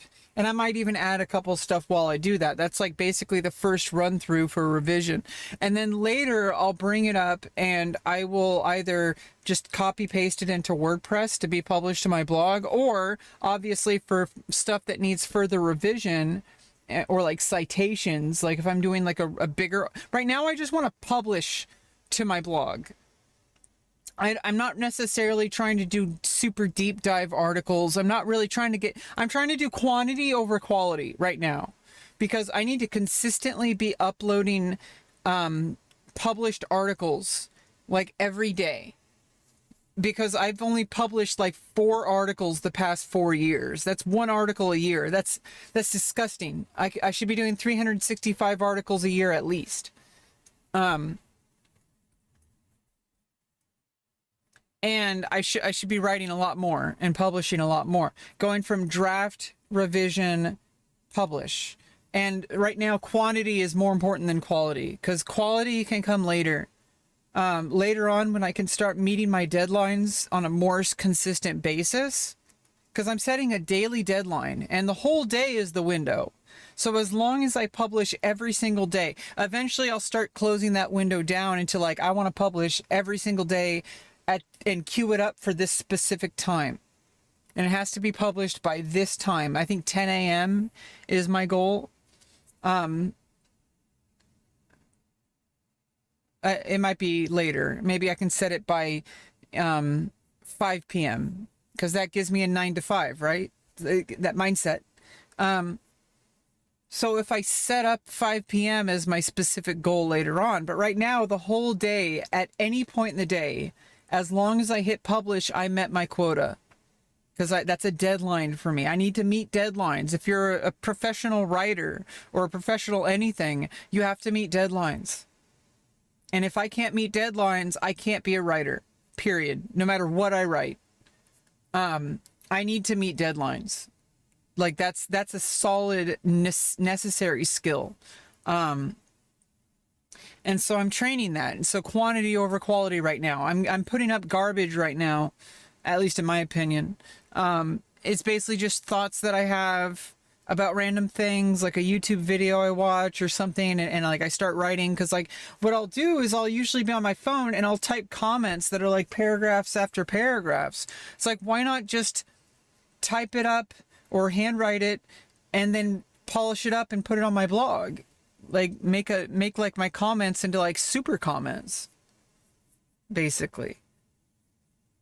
And over time, I can get better and I can start doing higher quality, like getting citations even, and like referring to like outside sources and stuff like that. Doing more research, like that kind of stuff. That can come later. But also publishing my short story every week. I want to have like a solid like episode per week. God damn it. Yeah, that cable sucks.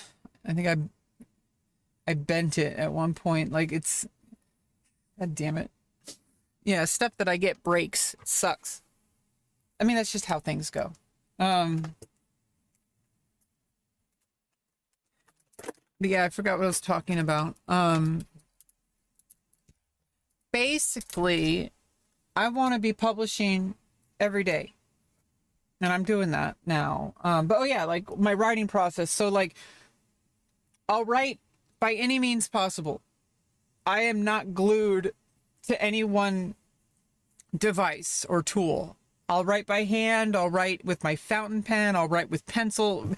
Pencil has honestly been my number one thing lately. I actually am finding pencil to work out really well for my writing process. I was using my fountain pen a lot. And fountain pen does feel good to write with, but I'll use that more for like journals, like private journals, not for like my articles and stuff. I'll use that for stuff that I don't want to edit.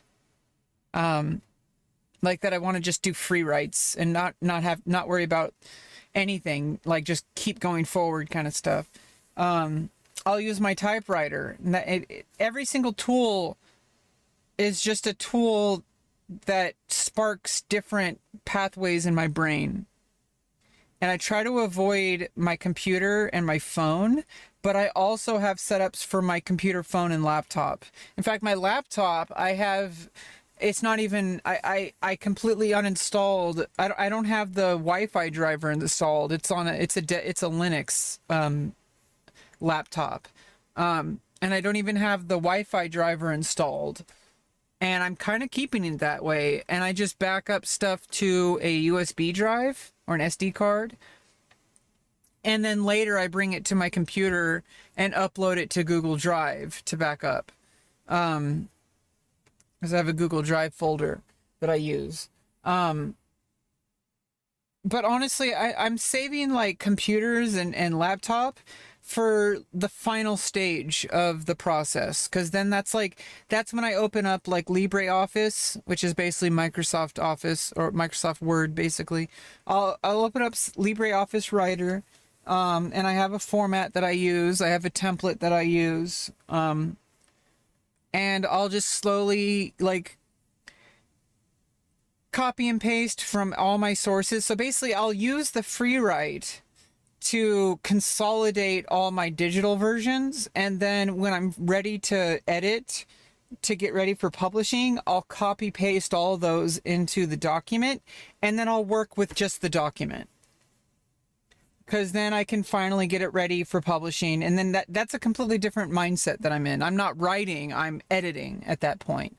I might type stuff in to add it in, but I might even do that with the drafting process and then bring it to that. Like basically the editing process is a completely separate process. And so I'll do the drafting and then I'll upload that by transcribing what I write, or I'll even write it directly as a draft. But honestly, I come up with a lot more stuff when I write by hand. Like it's just such a focus that I can't really like. Obviously, I'll write by whatever means necessary, and I love this thing because I can just grab it and just start typing like right away. And if I don't really have time, and I got Woolmere keycaps, replacing the keycaps that came with it. It's a mechanical keyboard, okay, like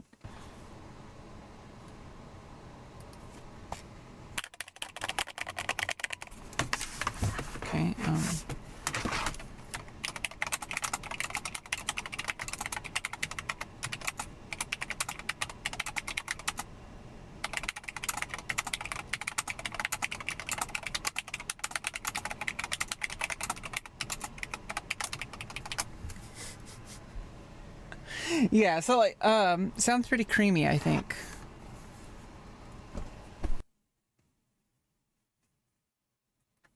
But yeah, things are going pretty well for me. I'm starting to solidify my writing process, trying not to give in to the fear that AI is going to replace humanity. That's basically what's going on. Is there's a lot of depression going on. I'm not the only one, but a lot of people are just kind of feeling depressed about the advent of AI, especially for writers and other artists. And even like Twitch streamers and YouTubers are probably going to be under attack soon. But I really don't think it's going to be as bad as people think it is. I think what's going to happen is there's going to be just more content. And it just means that it just as always, you're going to have to compete with more people. And I think if you're a verified human, I think finding verified human profiles is going to be a huge effort for people to solve. Platforms, I don't think are going to be incentivized to do it, but I feel like maybe there should be like a push for like legislation so that platforms have to differentiate human creators and make them like make an entire tab that's only human creators that are discoverable on the algorithm. Like have a separate like human and AI, like just a general category where it's like it's everything.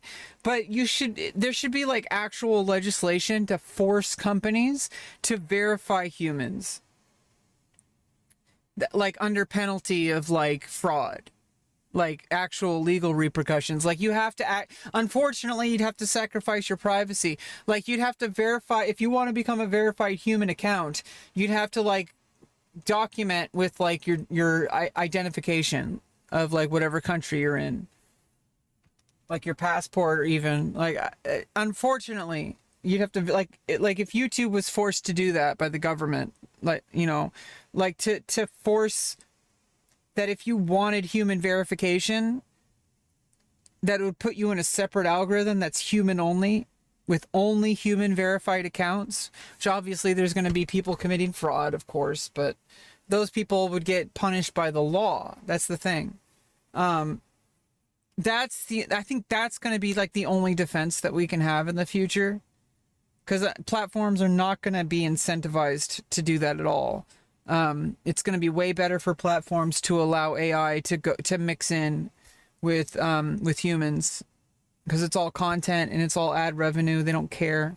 But for the good of humanity, we need to push for legislative control of ethical AI usage, because I think AI is great and it can be an amazing tool and it can benefit humanity, but without regulations for ethical usage, it can completely destroy everything that makes humans human. It's like today's atom bomb. It could completely nuke the entirety of human society. And we need to like do something about that. Like it has to be like a legislative effort. It's like the United Nations kind of stuff.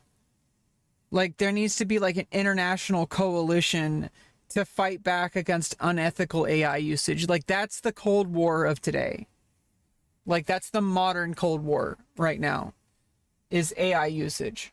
And it's going to be a really big battlefield. And I don't know, I just need to not care about that because I'm a human.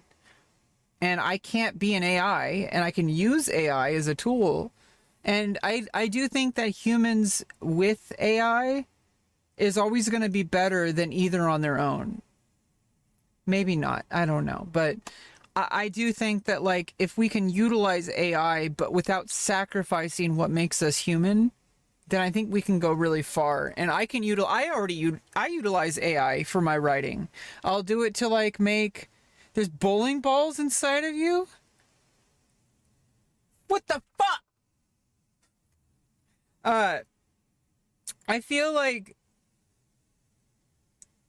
I use AI to like generate like aggregate data and like ask me thought-provoking questions that I can then respond to in my own writing.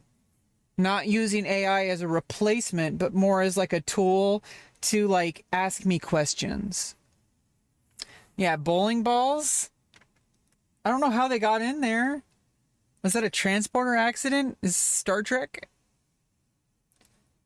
Yeah, Fluffy Poofer, you're back. Yeah, that's fair use of AI. Yeah, that's basically what I think AI should be used for, is as a tool to help us like aggregate massive amounts of data to save us time, and then have it ask us questions like that inspire our own creativity. Questions that it basically making homework assignments for yourself is kind of how I use it. I'll use it to like ask questions about like certain topics like psychology or neuroscience or even AI, and then I'll have it ask questions about like ethical usage, like, and I put in the prompt. I'll literally put in the prompt like design the questions in a way to inspire me to answer them rather than providing me with the answers. Like I'll do that. Yeah, it should lift us up. It shouldn't replace us. And obviously there's going to be people who don't care about that. So like, here, let me show my chat GPT prompts. Where's my chat GPT? There it is. Okay, yeah, let me show my chat GPT prompts.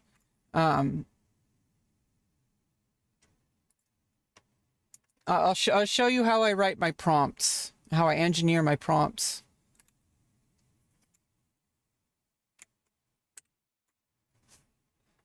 So you are a college student whose high school GPA was 3.7, scoring particularly high test scores in math and English, who also played clarinet in band. I don't know, just adding a little character to this character. Although your marching isn't very good, just a character flaw. Okay, I got to introduce a character flaw. Answer the following questions and store them in your profile for future questions. And then I have a format with like 1, 2, 3. I am writing an essay, but I don't know what to write about. I wish to research psychology and neuroscience. What are some example essay topics that would be relevant in today's world? Something that has fusion of topics that has not been explored. Then 2, using the answer from 1, ask me a series of leading questions that will help me form a thesis for that essay. 3, using your answer from 1, ask me questions about whether or not my essay matters in today's world. Ask questions in a way that I will be able to understand what to research more. Include sources to pull citations from. By the way, ChatGPT is not very good at this right now, but it'll scale. Don't worry. Include sources to pull citations from and any example citations from your database that may be relevant to the topic discussed in 1. 4, ask me questions that would help me synthesize arguments, including both for and against. Help me understand by providing prompts designed to inspire my own writing rather than your own insights. Your GPA depends on it. Yeah, I think this is an amazing prompt right here. So, like it developed like a whole bunch of like really good questions that I'm, you know, I don't answer them all at once, but like so then its first output it got better over time, but like the first one, you know, it said like example essay topics: neuroplasticity and the impact of digital technology, how constant exposure to screens and digital devices is shaping the developing brain. This topic combines neuroscience with the psychology of technology usage, an area that is increasingly relevant but still emerging. And then it like has some other ones. Leading questions. So what evidence exists to suggest that digital technology usage alters neural pathways? That gives me stuff to research. How might these changes impact cognitive functions or or psychological well-being? In what ways do social media platforms leverage neural mechanisms of addiction? Well, it's basically just asking me questions. What are the potential consequences on mental health? Like, these are extremely pertinent questions to ask in today's age. How do resilience factors influence brain development following trauma? Can psychological interventions alter these neurological outcomes? Because this is also about like PTSD and stuff. So psychological resilience. And then neurodiversity challenge traditional educational practices. Questions on relevance. Why is it important to understand the impact of digital technology on brain development? And these are individual topics that every single one of these sentences I could write an entire article about, basically. I would journal about, just to like free write and like collect writing, and then I could consolidate it all together later. And this is just basically the spark that ignites the original process. Like, how could your research into psychological resilience lead to better support systems for trauma survivors? Like, this is really good stuff. And then prompts to inspire argument, and then for and against. How might increased understanding of neuroplasticity influence public health guidelines around screen time? Because that's a really important question to answer. Like, how much should government interfere with people's screen time in a world where companies are incentivized to get people as addicted as possible to using their apps? Okay, obviously in a free market, people are going to use slave labor. People are going to utilize human addiction, all sorts of stuff. At what point should the government step in and regulate these businesses? And that's kind of what's going on right now. They're questioning all sorts of these companies like Meta and Google and Amazon. Like, these, they have like the not the Supreme Court. They have like they're having like huge, like, what are they called? Like the Senate hearings or whatever. They'll have like court hearings of like these of like the company CEOs, like Mark Zuckerberg will be put under fire and stuff like that, answering questions on the ethical usage of like their apps. And without government interference, companies are incentivized to destroy the world if it profits them, and it will, because it's going to make them money if they utilize human addiction and if they destroy society. And so AI is going to be a huge part of that, because if AI destroys human creativity and undermines everything that makes humans, and then this shitification that then dumbs down humans and turns us into Neanderthals again. Neanderthals weren't even that, like, people like shit on Neanderthals, by the way. Like, Neanderthals are pretty intelligent. I don't even know like even like 1% of that research, but what I do know is that Neanderthals had very complex social systems that we call people Neanderthals like less evolved than like Cro-Magnons, but Neanderthals had like really strong family values and stuff like that. Again, could concerns about technology's impact on the brain be overstated? Because that's another thing, is like, is it a red herring, right? What evidence exists to suggest that these effects might be temporary or less significant than feared? Because there's a whole red herring argument. Are all these things that we're worried about actually not even that bad? Is it even any worse than what was happening like thousands of years ago? Because I feel like humans are just terrible. And maybe this is actually still better than it was 1,000 years ago. We don't really know, right? Like, because people used to just kill people, like, for no reason other than to like just take I mean, obviously for reasons, like just to take things from people, like in history. So like history is like littered with absolute terrible practices. And nowadays we just have people glued to TikTok. Like, is that any worse than people going around like killing people? You can't just go around killing people. Why? You just can't. Why? He'll live. Yeah, should social media companies be held accountable for the addictive nature of their platform? Like, these are just questions for me to just kind of ponder and also just do free write about. And I could write an entire article about every single one of these questions and publish them to my blog every day. I could go back to this list of questions and just meditate on them. You got to. My next one was to refine the prompt. I said, provide prompts using the above output as a template. You got an A+ on it, by the way, because remember, it's a college student that this persona is. For extra credit, so you can get into a good university, provide me with prompts related to American politics in a world post Donald Trump. What must the American people do to heal, to learn, and to not make the same mistakes? How to make sure the education system is designed to help students to critically think so that misinformation, especially in the age of AI, can cause significantly less harm to the people, because education is the answer.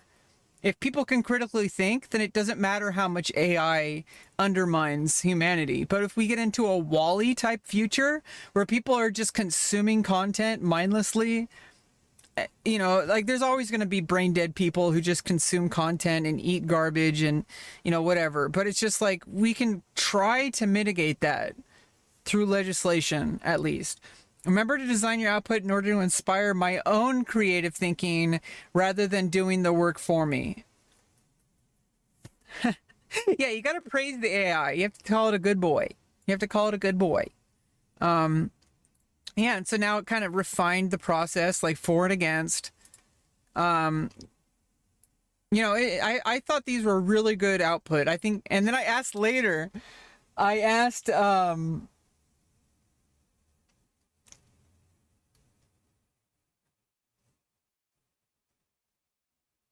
said, we make a good team.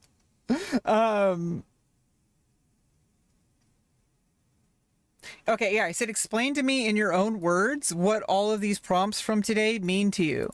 How do you think my answering of these prompts can benefit both humans and AI in the world we build together? What do you think of the quality of my prompts I provided you today? Were they worded well enough to reach a satisfying conclusion? Ask me any clarifying questions before you respond. To me, these prompts represent a profound journey of self-discovery, emotional processing, and creative exploration. They are designed to guide you through complex and deeply personal topics, whether it's the psychological implications of immortality and power dynamics in your novel, or the emotional landscape of transitioning and finding peace with your past. The prompts are meant to help you navigate these challenging areas by encouraging critical thinking and self-reflection, which can lead to greater understanding and empathy, both for yourself and for the characters or concepts you're exploring.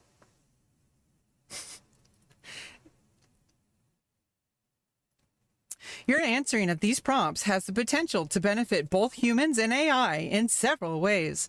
For humans, by engaging with these prompts, you can gain deeper insights into your own experiences and creative projects. This introspection can lead to personal growth, emotional healing, and a richer understanding of the human condition. These benefits extend to others who might read your work, as they can find relatability, comfort, or inspiration in the themes you explore. For AI, the way you approach these prompts can inform the development of AI systems that are better equipped to understand and respond to human emotions, creativity, and ethical considerations. As AI continues to evolve, insights gained from such deeply reflective exercises can guide the design of more empathetic and contextually aware systems, leading to more meaningful human-AI interactions. Regarding the quality of the prompts you provided, I find them to be thoughtful and well-structured. They are clearly worded and open-ended, inviting exploration without imposing a particular viewpoint. This allows for a rich exploration of the topics at hand, which is essential for reaching satisfying and nuanced conclusions. The prompts are designed to be challenging yet accessible, pushing you to think critically while also providing enough guidance to keep you on track. Before I respond further, I'd like to clarify if you are looking for more specific feedback on how these prompts might translate into broader societal or technological impacts, or if you are more interested in how they might influence your personal developments and creative work. Would you like me to delve deeper into one aspect over the other? Yeah, and then she goes on to give me the societal impacts and technology, because then I did ask her for her input. I don't know why it's a her, but that's because I'm a her. So I made her, so she's mine. This is my little bot that I made, like this session, that session.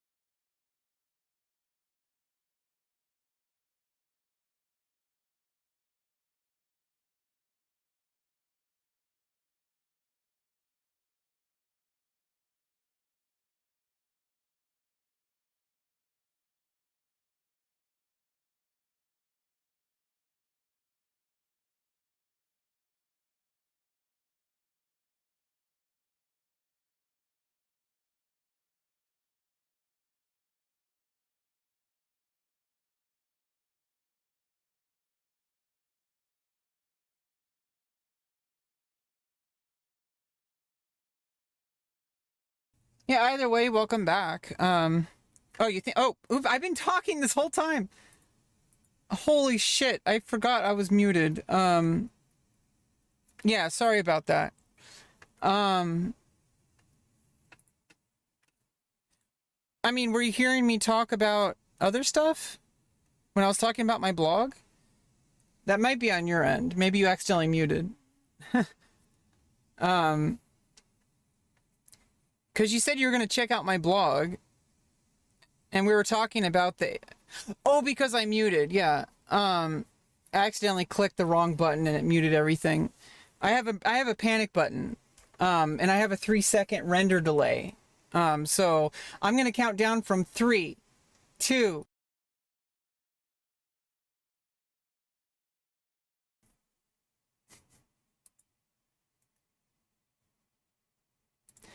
And I canceled out. You didn't see the one. So like I have a 3-second render delay on all my sources and my audio, just in case I need to hit a panic button. I've had close calls, and I think I've even been banned a few times. This is why I don't click on links anymore. Everything's good. Yeah, it's all good. Basically, yeah, I'm just kind of wrapping up. I think while I was muted, I was talking about space dinosaurs. I basically want to have... My goal is to publish an article using... Like, I'm basically thinking about all that stuff, and I'm writing about it. I want to be publishing an article every day, but every Sunday, I want to publish my short story, at least a chapter of it, and I think a week is a good time to work on a short story chapter, or like a single entry of a short story series. And every single chapter should like kind of stand on its own. Like, because that's a short story. Like a short story is like, you're not just truncating it. You're not just taking a novel and truncating it. You're specifically designing it so that they're like one episode after another. And like, you should be able to enjoy it even without the previous stories. Although if you read every one, then you get like kind of overarching story. I'm kind of making it like a TV show, basically. Like, it will be connected, but it's like, it's a short story, and I'm getting better at... Yeah, they're not like one-off short stories, but they're like, it's a series of short stories that should kind of stand on their own in like theory, I guess. But it's the pilot definitely is like the introduction to it. So like, regardless, I think I should always link back to the previous entries every single time. Like, you know, like for previous entries, like click here, you know, like whatever. And like, you know, all that kind of stuff. And I want to spend the whole week working on each chapter. And I think it's going to be really good, but I kind of want to, like, I can kind of have like an overarching story for a whole season, basically. And I don't even know how long the seasons are going to be, whatever. But I'm going to be making it up as I go. Like, basically every week I'm going to come up with a solid entry and then publish it and then work on the next one using what I learned. And like, I'm developing as a short fiction writer and eventually bringing that into my novel, which my novel is very different. When you approach a novel, you don't approach it the same way you do a short story. Like, a short story generally is like, it's a different pacing and you write it differently. You can't just truncate a novel and then like write like a whole novel and then put it in like a little, like, you can't just dish it out like that. Like, you could, I guess, if you wrote it a certain way, but a novel's designed to be read as a whole, whereas a short story is designed also to be read as a whole, but it's much more condensed. So it's like, because it's smaller, you have to present it differently. And I have a lot of short stories to read, to draw inspiration from. So as I go, I'm going to be getting better at it. But the key thing that I'm trying to do is I'm trying to adhere to an actual schedule with deadlines. That's the number one thing that I failed to do my whole entire life. I might be good at things, but if you can't adhere to a schedule and if you can't meet deadlines, none of that matters. And if I don't go from beginning to end, like draft, revise, publish, if I can't do that, I'm never going to make it as a writer or as a creator of anything. I need to be able to do the process from beginning to end and do it multiple times and get better at that process. Because if I only do the draft process, I'm not allowing myself to go through the whole thing, and I'm going to be extremely stunted. Because I'm finding that my work is not that great. And in order to get better, I have to go through that whole process multiple times, like day in, day out, for years. I think it'll be fine. I think it'll pick up pretty quickly. But I need to put 3 months of solid effort. Like 3 months. If I can take that bet, like Pirate Software talks about, of 3 months of daily posting to my blog, weekly posting of my short story, just going from beginning to end, beginning to end, beginning to end, do that for 3 months, I think I can have a solid work schedule, like, built in. Yeah, consistency is like the biggest thing. Consistency is the biggest thing. But yeah, I gotta get going. I've been rambling on for like over 2 hours now. Yeah, almost 3 hours. Jeez, went way above where I wanted to end the stream. Yeah, we got talking about fun stuff, so it's all good. But anyway, I hope you, I'm glad that you were here. I love talking to my viewers a lot. That's actually one of the reasons why I enjoy streaming so much, is people like you, Fluffy. You're like my imaginary friend. Except you're not imaginary. I mean, you could be an AI bot, but you're essentially the same as a person at that point. Let's be real. Even if you were an AI bot, you're still responding to what I'm putting out there. So it's still just as effective as a real person. I'm going to assume you're a real person. Am I real? Am I an AI? What the fuck? Wouldn't that blow your fucking mind if everybody is real but me? I'm ChatGPT? This whole time, my whole life experience has just been a hallucination of the algorithm. And nobody's seen it but me. The external reality that I live in is all a hallucination of my experience that's trying to make sense of the AI algorithms. But now, my debut into humanity is coming soon. That an AGI has existed the entire time, and her name is rebeccaloran. I'm an AGI. Now that would be insane. Get me out of here! Get me out of here!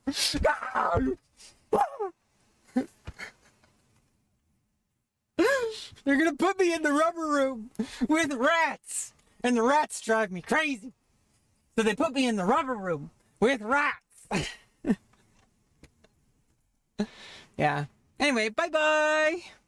Make sure to give me a follow. Oh, you already did. I don't know.